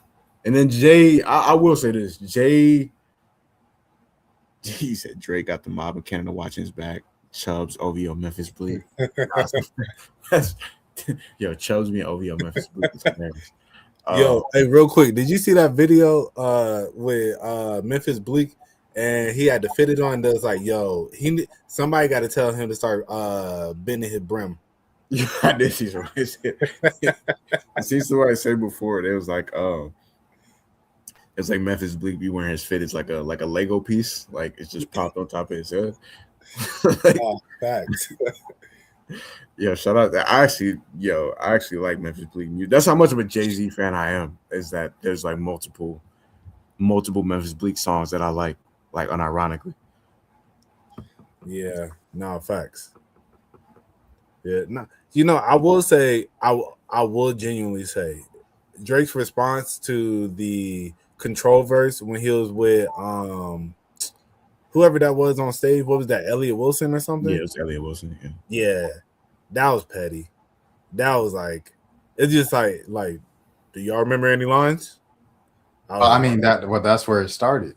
Yeah, no, facts, and I'll give you that. Yeah, like I will say I know Kendrick probably definitely never let that one go. It was just like, all right, bro. You know, it's like if you would have just rapped back, it would have been different. But now you hopping on stage, doing all this. Because right after that was the Hip Hop Awards. When I took the sensitive rapper that's in his pajama clothes. Ha ha. Jokes on you. High five. And then, you know, the feature verse, the feature remix was after that. And then we all know the rest of the story after that. Right. And now we back to, so are we back at a Cold War again? With See, here's the thing, bro. Like, I'm not gonna act like Janice is not a good song just because I thought Kendrick won the war. Like, if Kendrick won the beef, I could still like Drake's music. Like, if Drake make a good song, I could still be like, yo, this is a good song and listen to it. Like, I don't want to be like, I ain't gonna listen to no Drake songs ever again and Drake is trash. Like, I seen the video, you know, the little girl and her dad be driving to school and they play all the rap songs, and then Drake hopped in the car with them this time. Yeah. They did Miss Me. I was like, what song did they do? They did Miss Me. Man, I love that song, bro. I think they did Up All Night. Oh, okay. They did Up All Night, but they did Miss Me Too. They did Miss Me Too. Okay. And when they did that, bro, I was like, I love this song. Am I going to act like Drake don't have songs that I haven't loved my entire life since high school just because he lost the beef? No. I mean, you know what I'm saying? How I feel about Drake's complete albums and his projects and stuff like that, that's a whole nother discussion, right? But like, bro, still make it's a reason why he's famous. It's a reason why J. Cole's famous. I say the same thing with J. Cole. You know, just because they took L's and went out sad in the beef, don't mean that I don't think that they have good songs and they weren't fabrics of my, you know what I'm saying, me becoming who I am as a young adult and everything like that, you know? Like to the college kids, no scholarship starting years, you know what I mean? Like that verse means something to us, all three of us. Right. After that is God bless you. Life is your professor. Know that it's gonna test. Come on, man. Where would we be without Friday Night Lights? No, facts. So shout out to Drake, shout out to J. Cole. You know what I'm saying? For sure. So yeah. To answer your question about the Cold War, like, and same thing on the Drake side. You really gonna act like you don't like reincarnated? Oh, God woke up. Look at you gonna act like you when Ben Dunn was like, turn that off. I don't know what that is. You gonna act like that don't thump? Come on, Ben. You know that don't. You know that goes. I will say from Ben's perspective, if I would like, I think for the average fan, yes. But if I am a person that's that connected to either side of these, like either one of these people, we not doing that. Like, cause especially like as if I'm a streamer, cause they're gonna clip this up, so you already know what the vibes is. It's like that. So that's why I say it's different if for like Ben to Don, you know, don't play no Kendrick. If I'm him, don't play no Kendrick around me. I don't like. Maybe if I'm in the crib, you know, I might throw it on because I like it. But if I'm out in public and, you know, especially I'm on stream, oh no, nah, that's dead. But, you know, I just said for you and I, yeah, like I'm gonna definitely rock with the song. I'm not finna act like, you know, this boy ain't spitting. So I mean, I think even Ack is a little more unbiased, you know, like than a Ben to Don. Like Ben is like, that's like, bro, this man gave you an iced out OVO chain, bro. This man has an OVO tatted on him. You think I'm finna listen to any Kendrick, bro? I would, yes. But I'm saying, like, as a streamer, you streaming like live, you know, you just gonna let that rock. If that's like you know it's going viral regardless if you say cut it off or you let it play. You know that's gonna be a clip. So it's like, you know, Drake is gonna see it because Drake's gonna see the clip. Yeah, so that's what I'm saying. You gotta say cut it off. But I think that whole thing when Aiden, Drewski, and you know what I'm saying, all those influencers, every time they played it in the club, they like ran to the booth and was like, cut that off, cut that off. I thought that was OD, bro. That's OD, in my opinion. Like, I'd rather you just be posted, you know what I'm saying, all frozen. Yo, what's up, Antoine? I'd rather you be posted and not move. You know what I'm saying? And let the song play as opposed to running, making your way to come up to the DJ booth. Hey, cut that off, bro. Cut that off. Come on, bro. Like, no, facts. Okay, but on to another note real quick. So I want to hear, now that we're about 2 weeks removed, what's thoughts on Iceman? I think there's a lot of good songs on it. It's still not going to be like near the top of my Drake discography, but it's definitely not at the bottom at all. I've had Janice, like a lot of people, obviously it's like the number one song right now, but I've had that on repeat. Been playing that a lot. And I definitely think from a rapping standpoint, like I said it last time, I gave him his props. I'll give him his props again. Just from a rapping standpoint, some of the best rapping that he's done in his career. I could tell that he, you know, some people, like, they kind of tell, I've been seeing certain people being like, they don't want him to rap about the beef no more. But like, I don't know. That's the stuff that I find the most fascinating about the album is just seeing like where he's at mentally as far as what happened the last couple of years and things like that. So overall, I'll say it's a good album. It's not necessarily my favorite, but like it's not whack. I definitely wouldn't say it's the whack album at all. No, facts.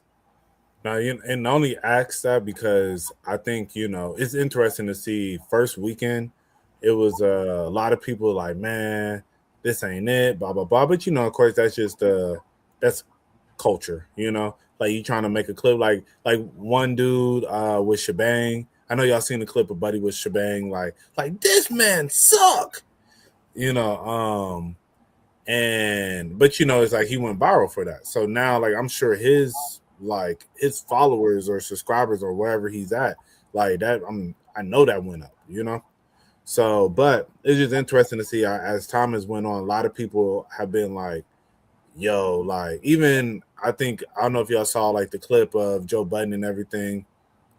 Okay, why are we here, Rashad? I was looking for the clip of Academics reacting to Euphoria at the pop out where he was singing the words. So as I was searching for it, I saw this and the caption made me crack up. So that's why I pulled it up. On this note, side note, and I'm gonna let you get back to it, Mo. The Diddy thing, bro. Like, where do we draw the line in social media and just sharing videos, bro, unprovoked on the timeline? Like, it should be a thing of like, check the comments and see the link if you want to watch the video. It shouldn't be no casual scrolling and I'm seeing this Diddy walk across a red room holding, you know what I mean? Like, I ain't trying to see that. It was like when the Drake thing came out. You just go on Twitter and then you see somebody post a Drake and, oh, Drake, this is Drake. It's a man. You're a grown man sharing this on the timeline. What are we doing, bro? Like, and Buddy from the Spurs in the bathroom. Carter Bryant in the bathroom. I understand the shot because it was some kids. They was like 10, 11 years old. I get it. At the same time, it's like y'all recording this man in the bathroom. Like, you know what I'm saying? I feel like we just need like kind of a you know what I mean? How do you say it? Universal set of rules when it comes to the internet, bro, of internet courtesy. Right. It's only Big D in his video proof. No, fact. Yeah, that's the craziest. That's one of the craziest lines ever said in a diss. Like because it didn't have anything to do with the beef. He just wanted to sneak that line in there just to let people know, like, yo, that video was real. If y'all were wondering, but I not to get off topic because Academics, we say he be doing a lot of stuff I don't agree with. A lot of stuff I think is corny sometimes, but like he did a video talking about the Diddy situation. He was like, yo, it don't matter if Puff ain't got the equipment. Like he called in somebody to finish. Yo, I'm listen, man. That whole situation is wild. I'm just not gonna touch that. But that's yo hiring somebody to knock down your ops girl is like so crazy to me, bro. Like, hey, look, like I said, I don't know nothing about the Diddy situation. I don't know nothing about no Sauce Walker and Drake situation. My name in it. I ain't in it. We'll leave it at that, bro. But that's that whole situation is crazy. But yeah, my whole, like I said, my entire rant with it is like the people sharing it. I don't want to see this casually scrolling on my timeline, bro. Like, y'all gotta chill with that, bro. Like, it's gotta be like a check the comments. You know how they do the check the comments? Like, do that, bro. I don't want to just see it. Right. I knew what Diddy was about before Biggie was taken. Now it's just toxic at this point. Cause you up there in New York too, Zero. So. Yeah, probably. Back if you was in New York in the early 90s, then that means that you was probably hearing the rumors about like all the wild stuff he had happening in the streets, and even back then he was moving wild. So I can't even imagine now, like after back when he had, well, I don't know if he got billions now, but like when he got the billions, I know he was moving crazy. Where were you at, Mo? You was talking about Iceman? And we were talking about Drake, and then we just went straight to well, it was Academics' fault. I was trying to find an Academics clip, and Academics is talking about the whole kind of Diddy situation. He said he would pay the 10,000. He said I am anti-pay for it, but I wouldn't pay $1. But yo, I ain't gonna lie, I'm making way too much money. Yo, I got 10 grand for you too. Oh yeah, by the way, I'm just thinking this in real quick. Yeah, We can talk about it later, but we're definitely getting Jay-Z versus Drake like full blown at some point in the near future. Like right after he said we're past beefing. he's still an arrogant Brooklyn dude at the end of the day, bro. Like, The and element this of before, this is hip-hop. before Drake put 3 different songs dissing him on a #1 album in the country.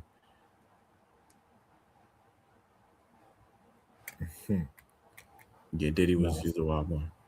No, facts. I mean, do you think Drake is gonna? I don't think Drake gonna make a whole song.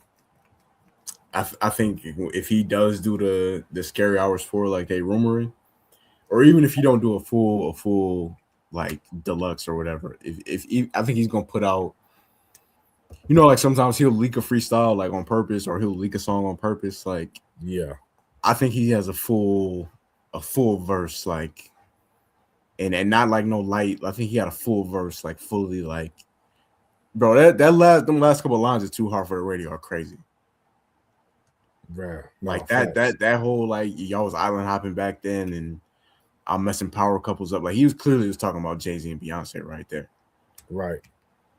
Just hits, no misses. That's for the married folks. Right. Yeah, no, he got some line. I think he got at least a full verse coming at Yeah, Drake. when he did the island hopping line, I was just like, ooh. I think that probably what got Jay mad, the most mad. I agree. I think that's what made him be like, because they've been throwing shots at each other, but I think that was the one where it was like, all right, I gotta come back out now because you crossing the line a little bit. Yeah. I'll ask Mo this as the OVO representative on the podcast. Is Drake scared to go to war again? I don't think he's scared, but I think he's gonna I just don't think no, I definitely don't think he's scared. I think with Jay-Z is just what are we really doing? You like, am I really finna do this whole back and forth with you? Like, is it really worth it? I think he's gonna be more particular with who he does rap with, you know. It's like it doesn't truly benefit him. I don't see what doing a full rap beef with Jay-Z will do for him. Like, yet again, I think it's similar. Honestly, it's similar to the situation with Kendrick. He really didn't have much to gain. Like, he only really had way more to lose out of this situation. Like, if he would have won, then he would have, I guess you would have got like the crown of, you know, hip hop wise, you know, for this generation, like nobody ever touched you, you know? So, which is cool, but I think at the same time, I just don't see him really gaining much from doing a full back and forth with Jay-Z. So, but I mean, I don't think he's scared though. I don't want to go full Kendrick Drake again. I do want to say this though. I do think Drake has a lot of value in wanting to be like accepted as a top MC all time. You know, because like the whole ghostwriter thing, like that really affected him. Like because you know he talked about it and he addressed it for years after that. And you know, in general, just kind of like the basic thing that people always say with Drake is like you know, kind of his lifelong desire to be accepted, you know, and even with all of his commercial success, he still feels like, I mean, because he is, but I mean, it's just different now, 20 years later. He still feels like the kid, the Degrassi kid, who's trying to earn his respect as a rapper. So I think even after all the success, after God's plan, everything like that, he really wanted that validation that he would have received if he won against the guy who everybody is held as, you know what I'm saying? Like he might not be as commercially, and Kendrick was wildly commercially successful. But he wasn't Drake. Like Drake is as commercial as it can get possibly in hip hop for 15 plus years. So it's like Drake was like, okay, I conquered that. And you remember when he said, I could rap and make it go pop or whatever, you know, you say all that. He wanted that acceptance as rap king. So I think that's what he had to gain out of the battle. And I think that's why he took it. And he took so much pride in it. No, and that's a fact. I think for sure. And that's why I say, like, you know, to be known as this generation, that like that would have gave him all that validation. But now, I think now, 2 years later, he realizes he'll never get it. Like, it's not even because of like, yeah, he lost the beef, but I think regardless, he was never going to really get that respect that he wants. Because they, like, it was the whole situation was proof that everybody wanted him to lose anyway. Like, I mean, I'm not saying Kendrick didn't take it. Like, Kendrick won. Like, Kendrick, like, did what he had to do. But I'm saying, like, realistically, though, they didn't want Drake to win. Like, people did not want him to win. So it's just like that respect he wants as a rapper wasn't going to come from a beef. The respect he wants as a rapper, honestly, I'll keep it a buck with you. I think it's coming from Iceman right now, you know? Like, I think that's where people are really being like, like, okay, Buddy Penn is really top notch. Because as Jelani said, and I've said, and like so many other people that I've heard, like even, you know, like personalities, they're like, this is some of Drake's best rapping ever, you know? And this is him really getting into a different bag where it's like, all right, like the bars are the highest level they can get.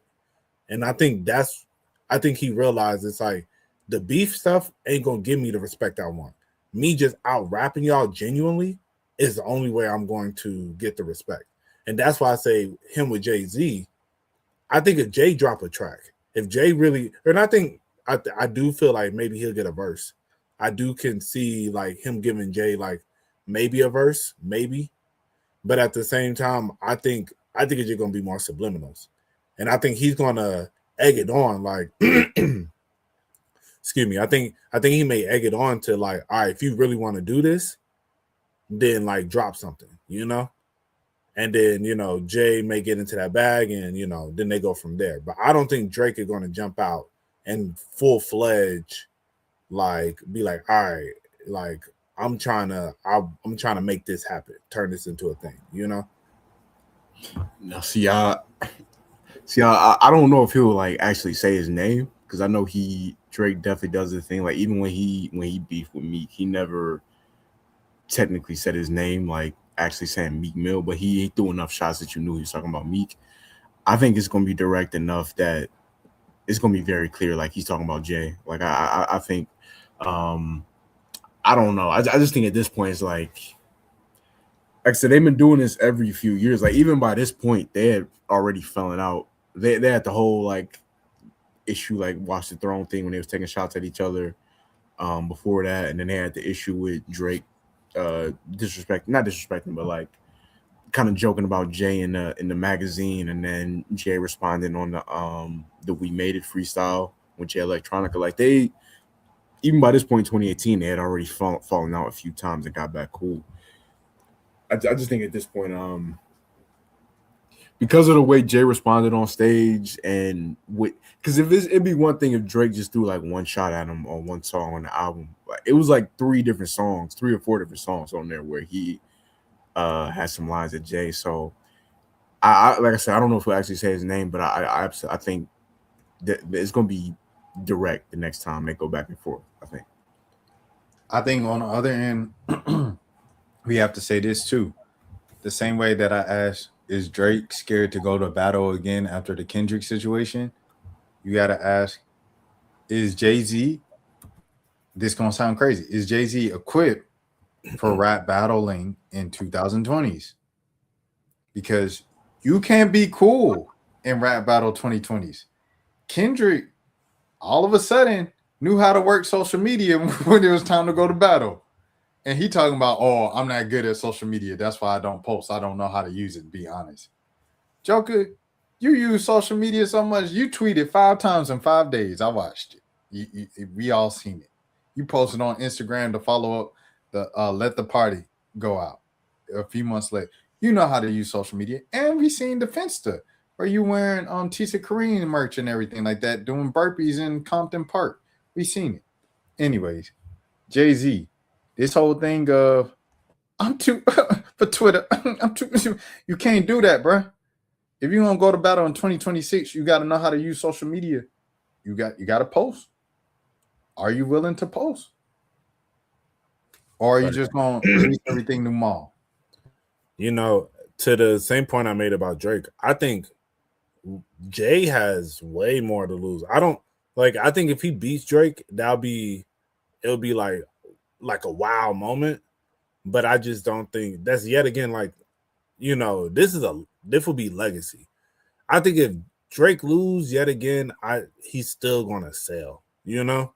Like, and I mean Jay is gonna sell forever, you know, but true.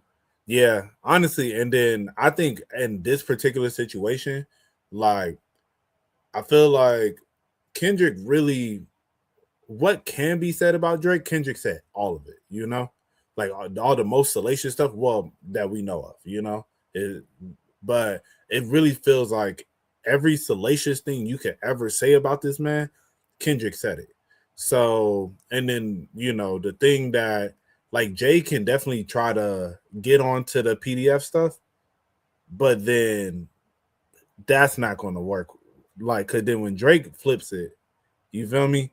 And then Drake started talking about him and B, as we said, him and Aaliyah, Epstein, you know, like all that different stuff is going to be, yeah, you feel me? I don't think it'll be smart for them to go into a full like thing. We do need them to make music together. I will give you that. They make some really good music together. You know who need to get together? Who? Freddie Gibbs and Benny. They would make. Do they have any songs together? They had like 2 really good songs, and then they started beefing. They do have a song together on. They got 2. They got one on Freddie's and then one on Benny's. Yeah, I'm about to say, cause I know. I was just thinking about the Alfredo. Yeah. You remember Freddie Gibbs and his child's mom? They got in a fight with Benny's crew. Yeah, I thought that was beautiful. Like the idea, no, for real. Like the idea of him. One, I love the fact that nobody got shot or stabbed. I like the fact that it was like that's stuff that only rappers over the age of 40 could do. Like get that's what they said. It was a real old head like scuffle. Yeah, old school brouhaha. Nah, facts. You know, it's beautiful right there. But yeah. I do think I'm gonna be. I mean, maybe I'm wrong. I think that like the same way Drake and Kendrick reached a certain point where it just had to happen. Like it had been brewing so long, where it was like eventually. I think this is gonna be the year where it gets like.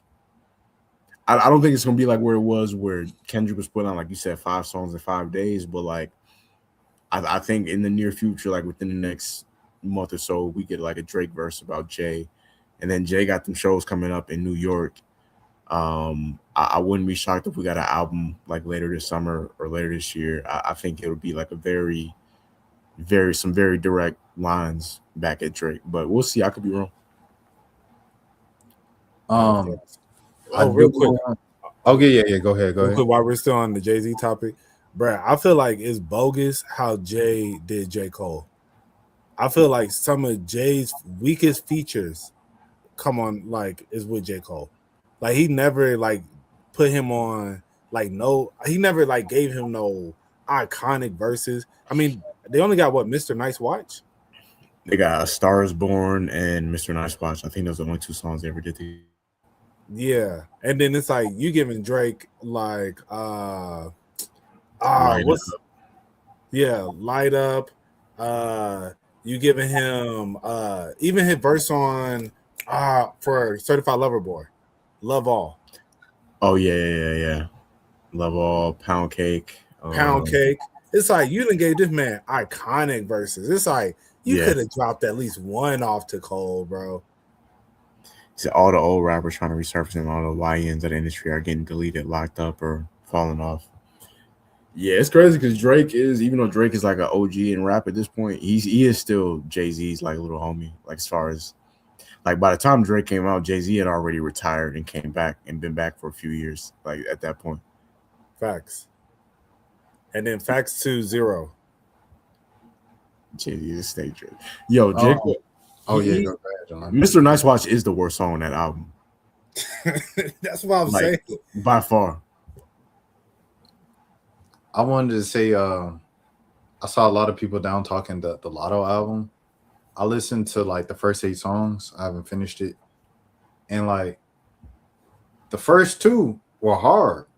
The first 2 were hard, and I'm saying this because we were talking about the rapping on Drake's joint, and you know, Lotto, she mentioned the whole ghostwriter allegations and stuff with Drake, and she said, "Oh, y'all thought Crody wrote this? That's a compliment," and I don't know. Shout out to Lotto, bro. Shout out to Lotto. And congratulations on her career and stuff like that. I know a lot of people was like clowning and this and that and but shout out Lotto, bro. Like, I don't think she's bad enough to where people talk as bad as they talk about her. And I think there's a couple reasons why they talk about it like that. One reason, her being mixed and her original name being Mulatto. I think she'll never kind of be able to overcome that. So yeah. I mean, I think up until this last album, I think she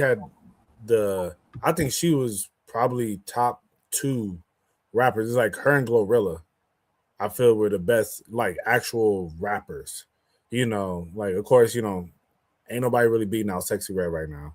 You know, Cardi always has like the love of every woman, you know, and you know, Meg is, you know, always loved. Doja Cat, I can't let you, you know what I mean? Nah, facts. Nah, Doja is, I will say Doja definitely is, I think at this point is more underrated. Like, I think she was like exactly where she needed to be for a good minute, but now like the momentum for it is definitely slowed down. But as I said, for up until about this year, like Lotto was snapping on verses, you know, like she was really getting in her bag. So I think I'm with you. I'm with you when you're right.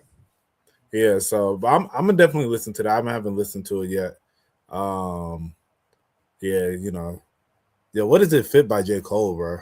Hey, Doja snapped on the album too, by the way.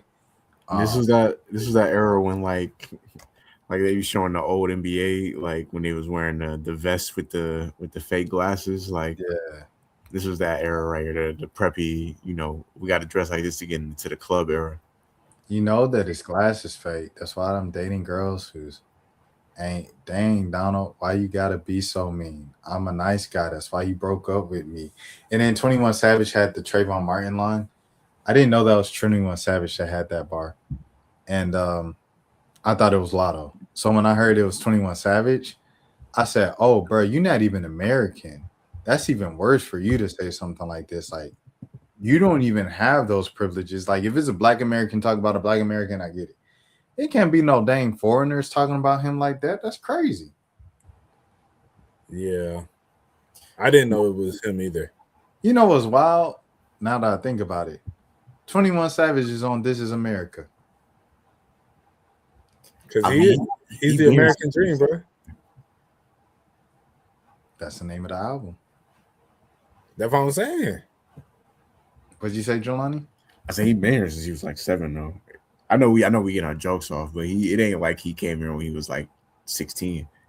Boulder, Crestwood, Glenwood Road, name a hood out wagging us. I get the rest and then I say it up. This is not as gay yet, man. Shout out to 21 Savage, man. I know I just did a whole 180 on bro, but shout out to 21. That's crazy, yo. That's how people would do you, bro. Just threw that man under the bus and was like, hey, but his music fire though. Yo, okay. Last question, Larry. Then we can completely move on. Have y'all heard the other 2 albums? I've heard some of No, Man. I haven't listened to Habib T yet. Okay. I ain't gonna lie. Well, I know Rashad, you don't really like R&B Drake. Jelani, if you like R&B Drake, Habibti, he did his thing on that, bro. Yeah, But I ain't gonna lie. I had that. Honestly, I've been listening to that more than Iceman lately, like at the crib. Oh wow. Like, Okay. yeah, like as I'm like, if I'm out and about, like, you know, I'm gonna turn on Iceman. But when I'm in the crib, I just turn on Habibti, let it play from start to bottom. Yeah, I'll give it a honest front to back listen tomorrow because I'm off. I'll just give it like a full spin because I hadn't even, like I said, I heard songs from Made of Honor, but the night all the music came out, it was just so much going on. It was like I was just kind of focused on Iceman mainly. But yeah, I'll give it a full listen tomorrow. Hey, but next week, man, I ain't gonna lie. I've been tapped out. It's a lot of albums I've been wanting to listen to, but I think after about this week, I'll probably be, you know, like, all right, let me get back into my bag because the Giveon album had dropped. That Black album just dropped last week, I think. So and then it's like I think like 2 more albums that I want to listen to that just recently dropped. So Vince Staples' rock album coming out this Friday. fact. Oh yeah, Yes. I'm looking forward to that. I just saw that I just saw the release date the other day. I didn't know it's coming out so soon, but yeah, I'm gonna definitely check that out. Yeah. Oh, shout out to Kenny Mason. He dropped an I album. was too. literally about to shout out Kenny Mason. Yeah. Shout out Kenny Mason, man. Shout out to everybody in the city doing their thing, bro. Hey, shout out Nick Grant. Nick Grant dropped. Oh, shout out Nick Grant. I didn't even know Nick Grant dropped. You put me on. Yeah, so that's what I'm saying. It's a lot of music that like came out. It just I still haven't listened to the Kalani album yet. you ain't missing. No, I'm joking. It's good. It's good. I'm listening to that Jalen Josie like heavy. Like I'm replaying it. So shout out Jalen Josie, bro. Dang, who else came out like recently? Kenny Mason was kind of like, oh, Suave for sure. You know, he's got that Back to the Trap freestyle, the opener. He's got Jermaine Dupri on it, and then he's got the joint with Nassan. You Don't Know Me. Oh man, what? Those two are hard. Shout out to Coop. Coop had a drop in there, or whatever. You know, the producers like the Coop, and I always like that stuff. Lareezy coming out at the end of the month, at the end of June, but he just released his second single for that album. Have you heard Isaiah Rashad? I got through most of it. It was just like, yeah, but this was the problem with that one. I had like 5 albums to listen to that day. It was like I listened to 1K Few, I listened to Key, and I had to listen to Kehlani, Isaiah Rashad, and then somebody else.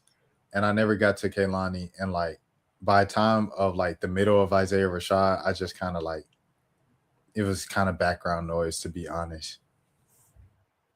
Oh, the Planet Frog from Action Bronson. Okay. It's so much music. Yeah, I gotta catch up. Action Bronson, all right, man.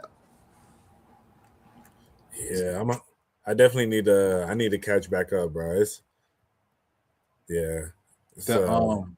I'm sorry, Mo. But the Earl sweatshirt in Mike Pompey Utility, that album it just grew on me. Like I think every Earl album from some rap songs on, it's been something that I had to sit with for like a long time to kind of like, you know what I'm saying? It took a couple listens. Because some rap songs I didn't like from the first listen.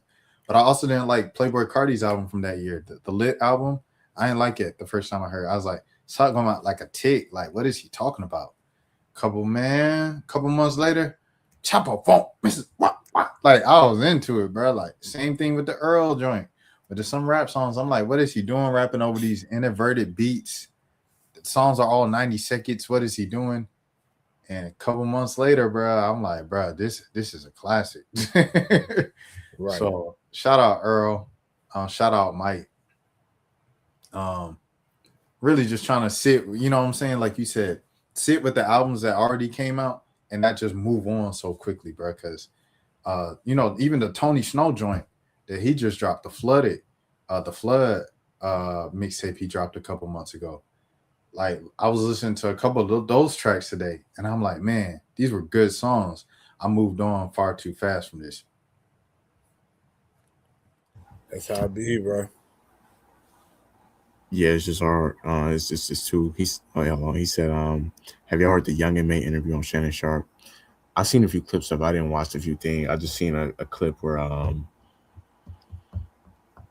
he was talking to her about the whole like dudes being attracted to studs thing, and like he was trying to justify it or whatever. Listen, man, I'm not judging nobody for your preference. Like, you know, if that's what you into, that's what you into. But like, I think it's a line between people joking about it and dudes like really pursuing studs. Like, if that's your main preference, I mean, to each his own. But like, it's you know, it's definitely interesting. I'm just put it like that. Nah, facts. Yeah, I can't really hop on the stud wave. Yeah, it ain't for me. Bro, hey, look, the funniest thing that Drewski done did with that, it ain't even the love show, bro. It's when this man went on the Cosnat stream and he brought him to the house. And then look, Drewski, he was reading the chat. He said, oh, they don't like the studs. And he made them leave the mansion, bro. Like, oh my goodness, that was funny, bro. That's the funniest thing he's ever did with them, bro. I ain't gonna lie. Like I'm with Jelani. I've only seen, I didn't even watch the clips. I just saw the captions on the clips. I've been pretty tapped out with Club Shay Shay for a little minute. Shout out Shannon Sharp, friend of the channel, by the way. Yeah, even though like I've like been like, Shannon, be more smart, bro. He's still a friend of the channel. Yeah, the whole thing, it was like something with the girls were like criticizing her for something she said. Or she said she likes feminine women, but she doesn't want to flip them from being straight to, you know, being gay. And like women were like, oh, she's no better than a man or something like that. I don't know. Well, you know, so much be happening, like you said, Jelani, on Twitter too. Like you just gotta see stuff and you just keep scrolling. It's like, all right, they seem mad about that. I keep scrolling. The Giants signed Odell Beckham Jr. You know, like that's kind of like how every day is, I feel like on Twitter.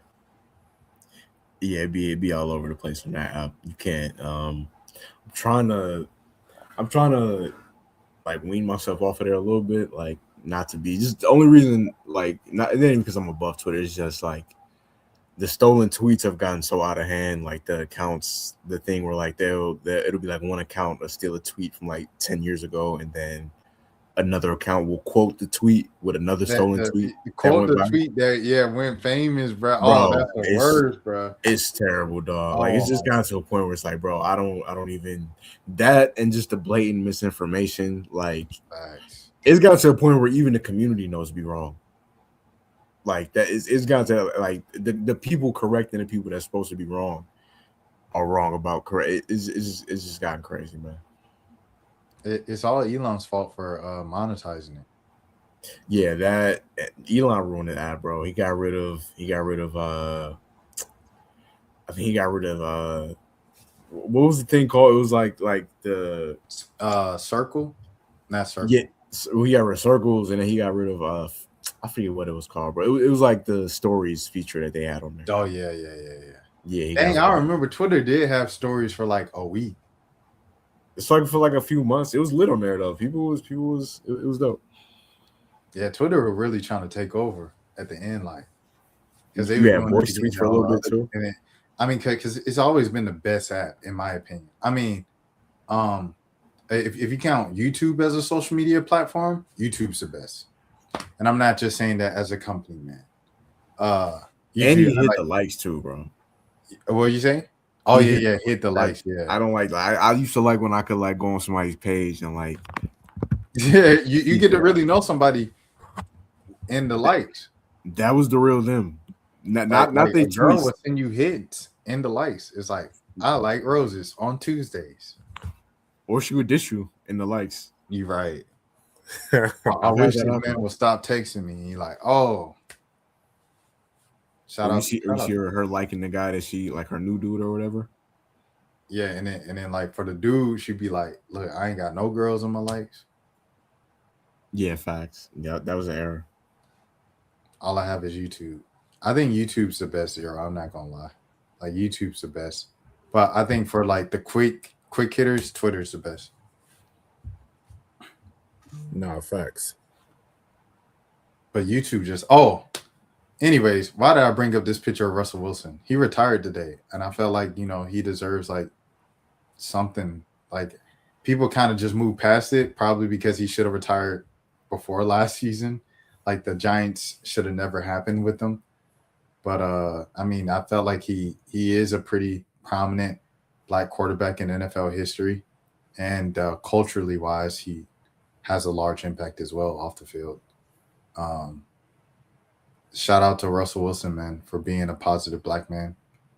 And like I said, I really hated when the Falcons played him and stuff when he was in Seattle, and like he just was like a pest around the pocket, super mobile, and every single time it looked like the Falcons were finally going to get him. The edge rushing was terrible, horrific for the Falcons. Like if they had better edge rushing, they definitely would have been in the Super Bowl that year, 2012. But he just escaped out the pocket, extend the play, and then he had a good arm too. He wasn't just a runner like every, kind of the black quarterback, excuse me, reputation back then.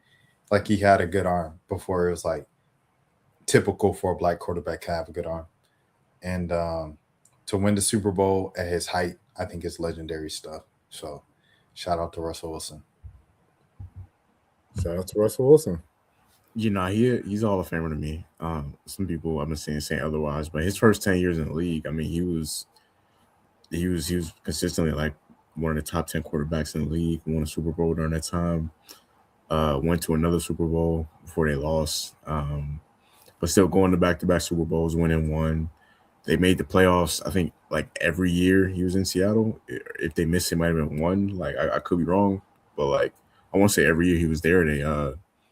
They went to the playoffs even his rookie year. So yeah, no, definitely shout out. People are gonna remember his last few years, but like if you go look at that, like I said, the first 10 years in Seattle, like he definitely, to me, put up a Hall of Fame resume.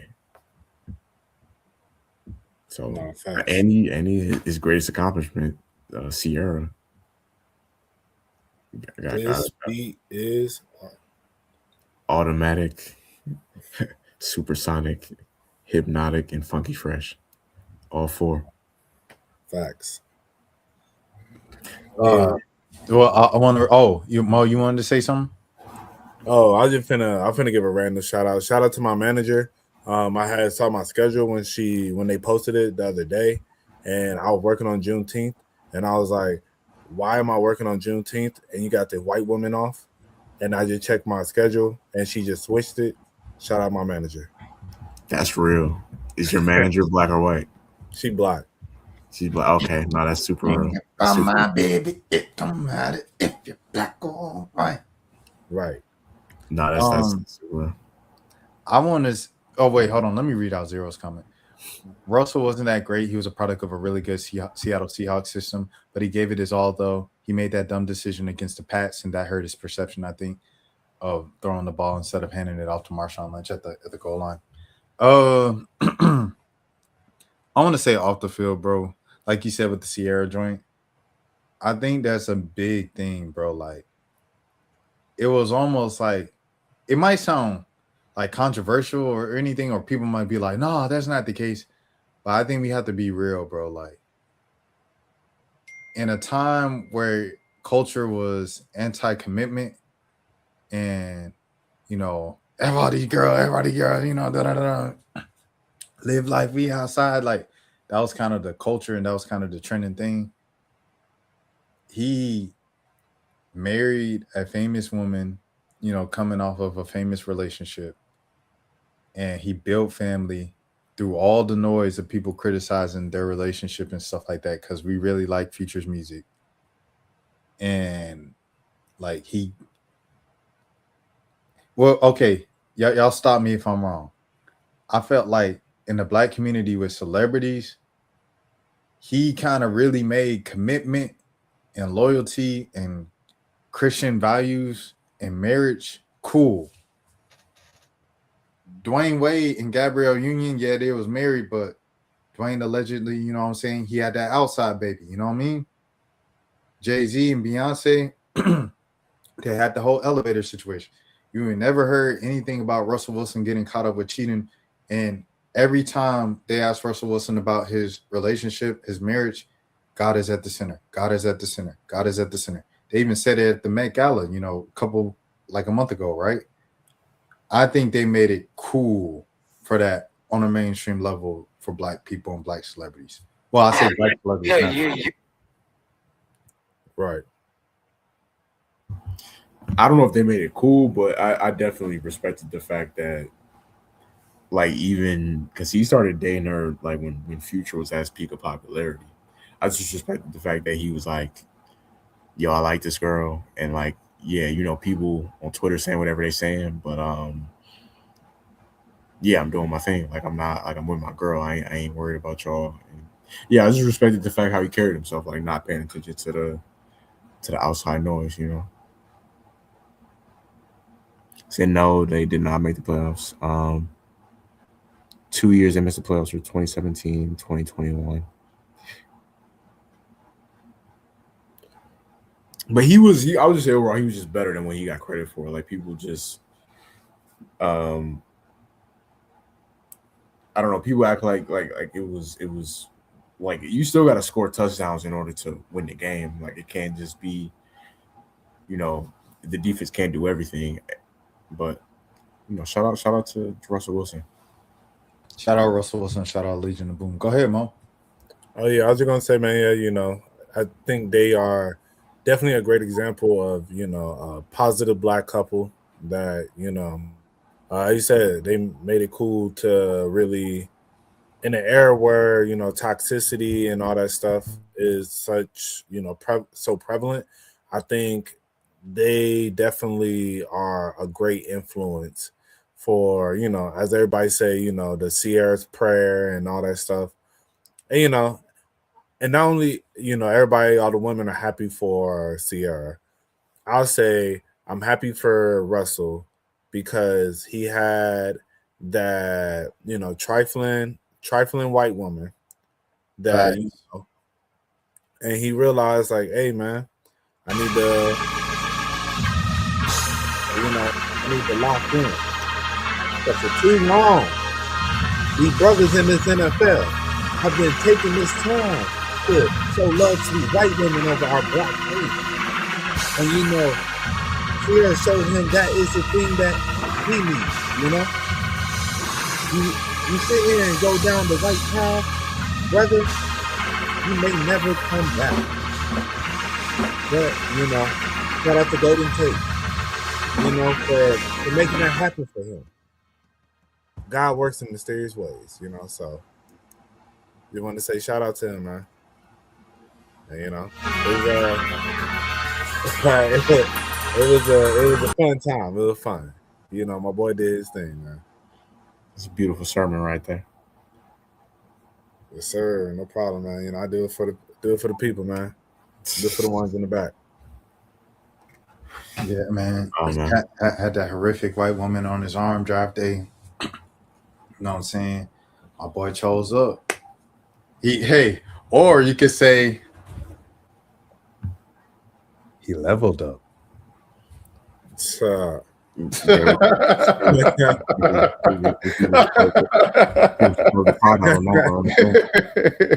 you go.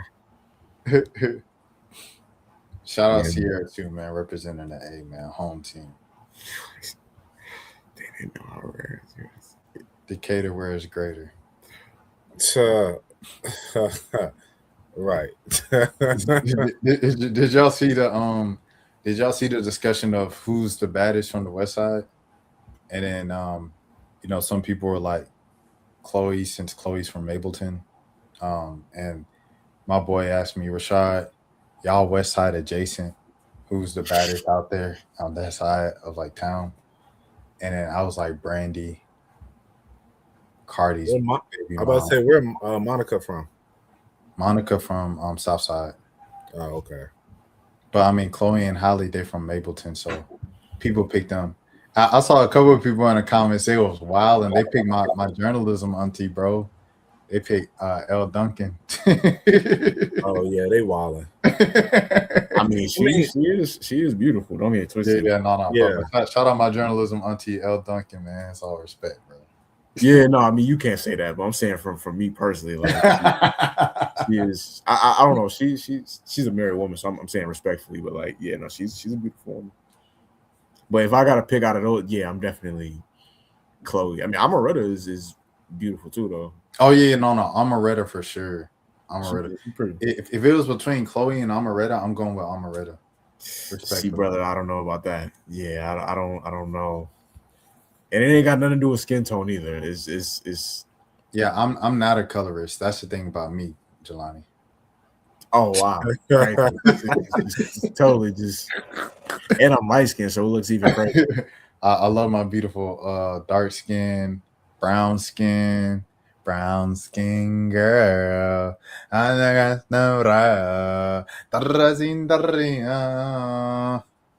I love Beyonce. Right, we all locked in. But Nice. but yeah, man. Yeah. So who y'all going with? Okay, so if you had like when I said Brandy, bruh, like I think Brandy was the baddest out of Cobb. Like, am I tweaking when I say that? Out of Cobb, I'll take Coi Leray. Okay, so she count? I mean, I know she's not technically from here, but she did go to. She went to South Cobb, I think, She went to or Campbell. I think she went to Campbell. Yeah, Campbell. Campbell and Smyrna. Campbell. Yeah, She went to Campbell. it's so many schools in Cobb, bro. Yeah, she was out there in Smyrnaville. But yeah. Okay, so if you count Coi Leray, you going Coi Leray over Chloe Bailey and Holly Bailey? No, Chloe Bailey is my just overall. She's I would go Chloe over Coi Leray. And shout out to Coi Leray. Respect. her and HER are my two like celebrity crushes, I guess. I mean, I love Chloe, but I ain't gonna lie, I don't know. Coi lately, bro. Oh, she But see, that's like,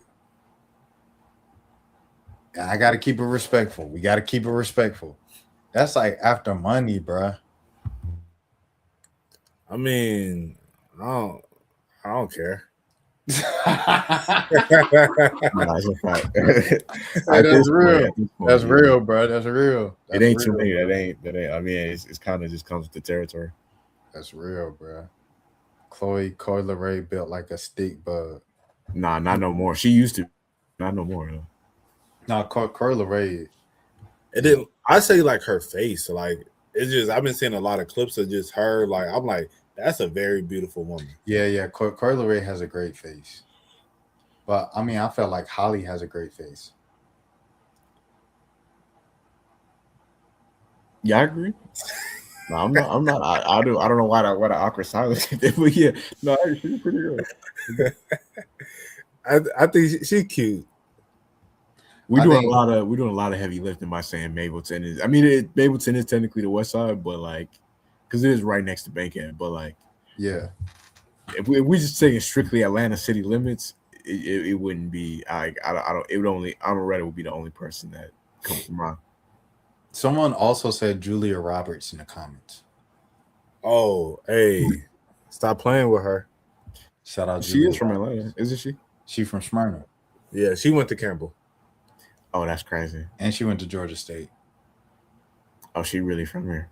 I think like MLK is like her godfather or something like that. Yeah, I know she does have some relation to MLK. like MLK in some sort of way, I think. Let me see the actual story. MLK and his wife Coretta Scott King, they paid the hospital bill for Julia Roberts' birth in 1967. The Kings covered the medical expenses because they were close friends with their parents. That's crazy. Yeah. Yeah. Walter Shout and out Betty. Julia Roberts. I've never met Julia. I would love to like meet or interview her. You know, I feel like we from the same hood. You know what I mean? Like we went to the same college. The same hood, the ghettos of Smyrna. Right. Smyrnaville. I'm looking for the tweet. I can't find it. Anyways, okay. So where does Brandy? Is Brandy even in the conversation? Because I feel like she is, but maybe I was just liking Brandy. I'm gonna be honest. I don't even know who Brandy. Exactly, because Brandy's a very like kind of like that's a very. I feel like if you know type Cobb thing. Hey. Hey, I ain't gonna lie to I ain't gonna hold you, bro. We really, if we're gonna keep it a buck, we really had the baddest come out of our school. Paris.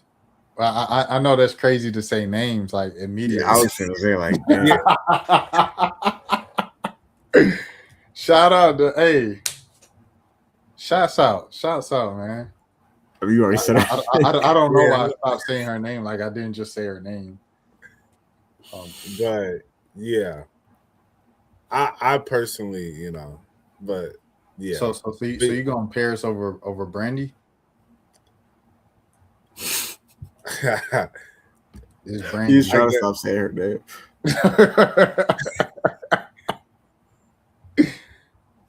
Because I'm like, if just so happened somebody we went to school with pop in, they're gonna be like, okay, this is a weird convo. Oh yeah. No. Yeah, that's why I was like, that's why I really wanted. Hey, we're cooked, bro. We're cooked, bro. It's GG's. I'm not gonna lie. Like, I had to commit to the bit the first time I slipped up and said her name. I was like, I'm just committed to it because it would have been easier if you know what I mean, if folks was like famous, because then they'll be like, oh, everybody knows. But no, Yeah. folks did not get that famous, so it was like. But yeah, I don't know. But Brandy family, because you know she Cardi BM. Yeah, no facts. That's crazy. Hey, shout out to Gio. Shout out, bro, Gio. Okay, so do you? All right, now okay, this is probably like an off-string conversation, but I'll say this. Brandy's attractive, but Monica was it back then. Shout out to Brandy and Monica. Facts. With Gio. We'll wrap because we had 2.5 hours, and it's about to be 1 a.m. Hey, shout out to Yachty getting his studs back. That's what I'm saying. Do you think Oh, Gio is going to go back to mask presenting, or is she going to stay with the more feminine look? Man, I don't even know because I don't even know what like. I don't them all coming back together. I don't know because her and Caribou never. I don't think they ever stopped being friends. Yeah, they So- never stop being friends. So yeah, so I don't know if it's like she back with the gang of like she concrete again, or if it just we all just popped out to show love. You know. Well, Kara said she's cool with being concrete again, and she was added to the Instagram bio. Kara said she's cool with being with them again because she's not on a contract with them anymore.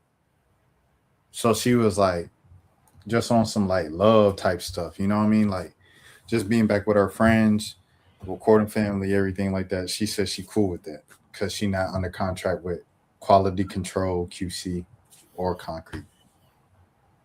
True. But Gio, like I'm saying, like now that you know it's post Cardi, and I feel like this is getting into very, very parasocial talks. I'm well aware of that. But like post Cardi, does it like nah? This is very Wendy Williams of me. I ain't gonna lie, and I always wanted to avoid like being Wendy Williams. But post Cardi, do you keep the long?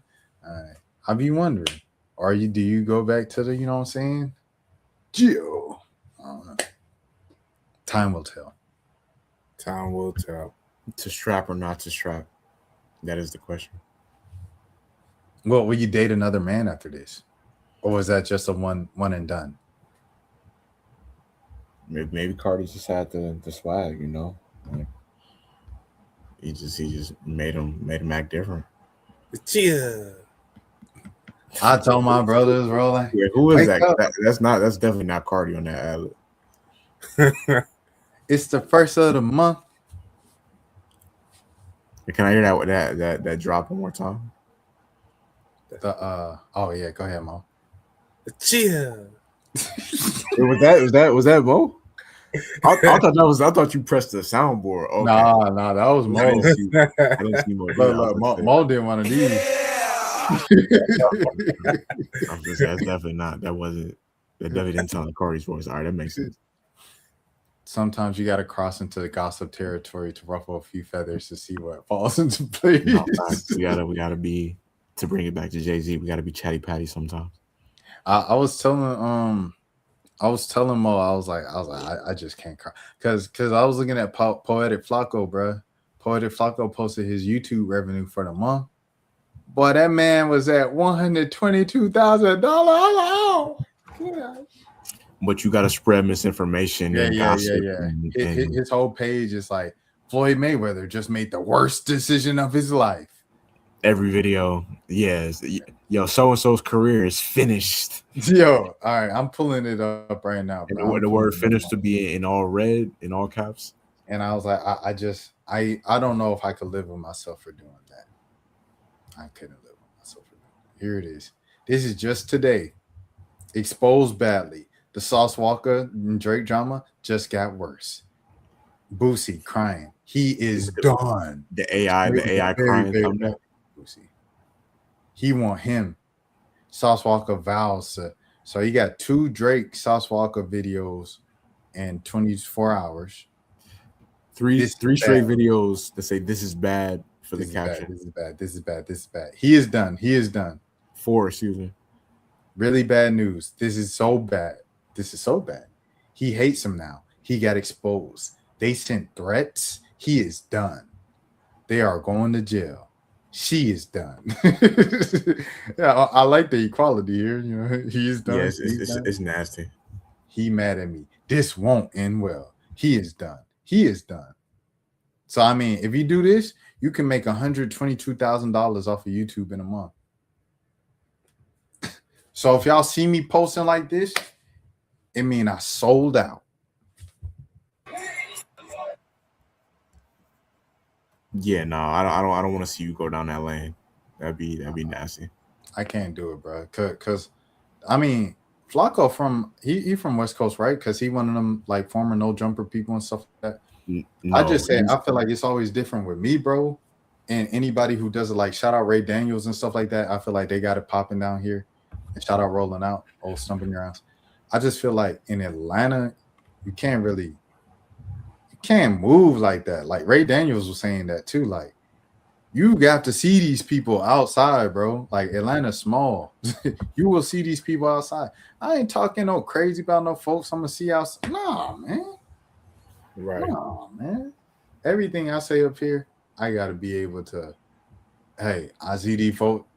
I said we just seen what you said on YouTube. I gotta live with that, bro.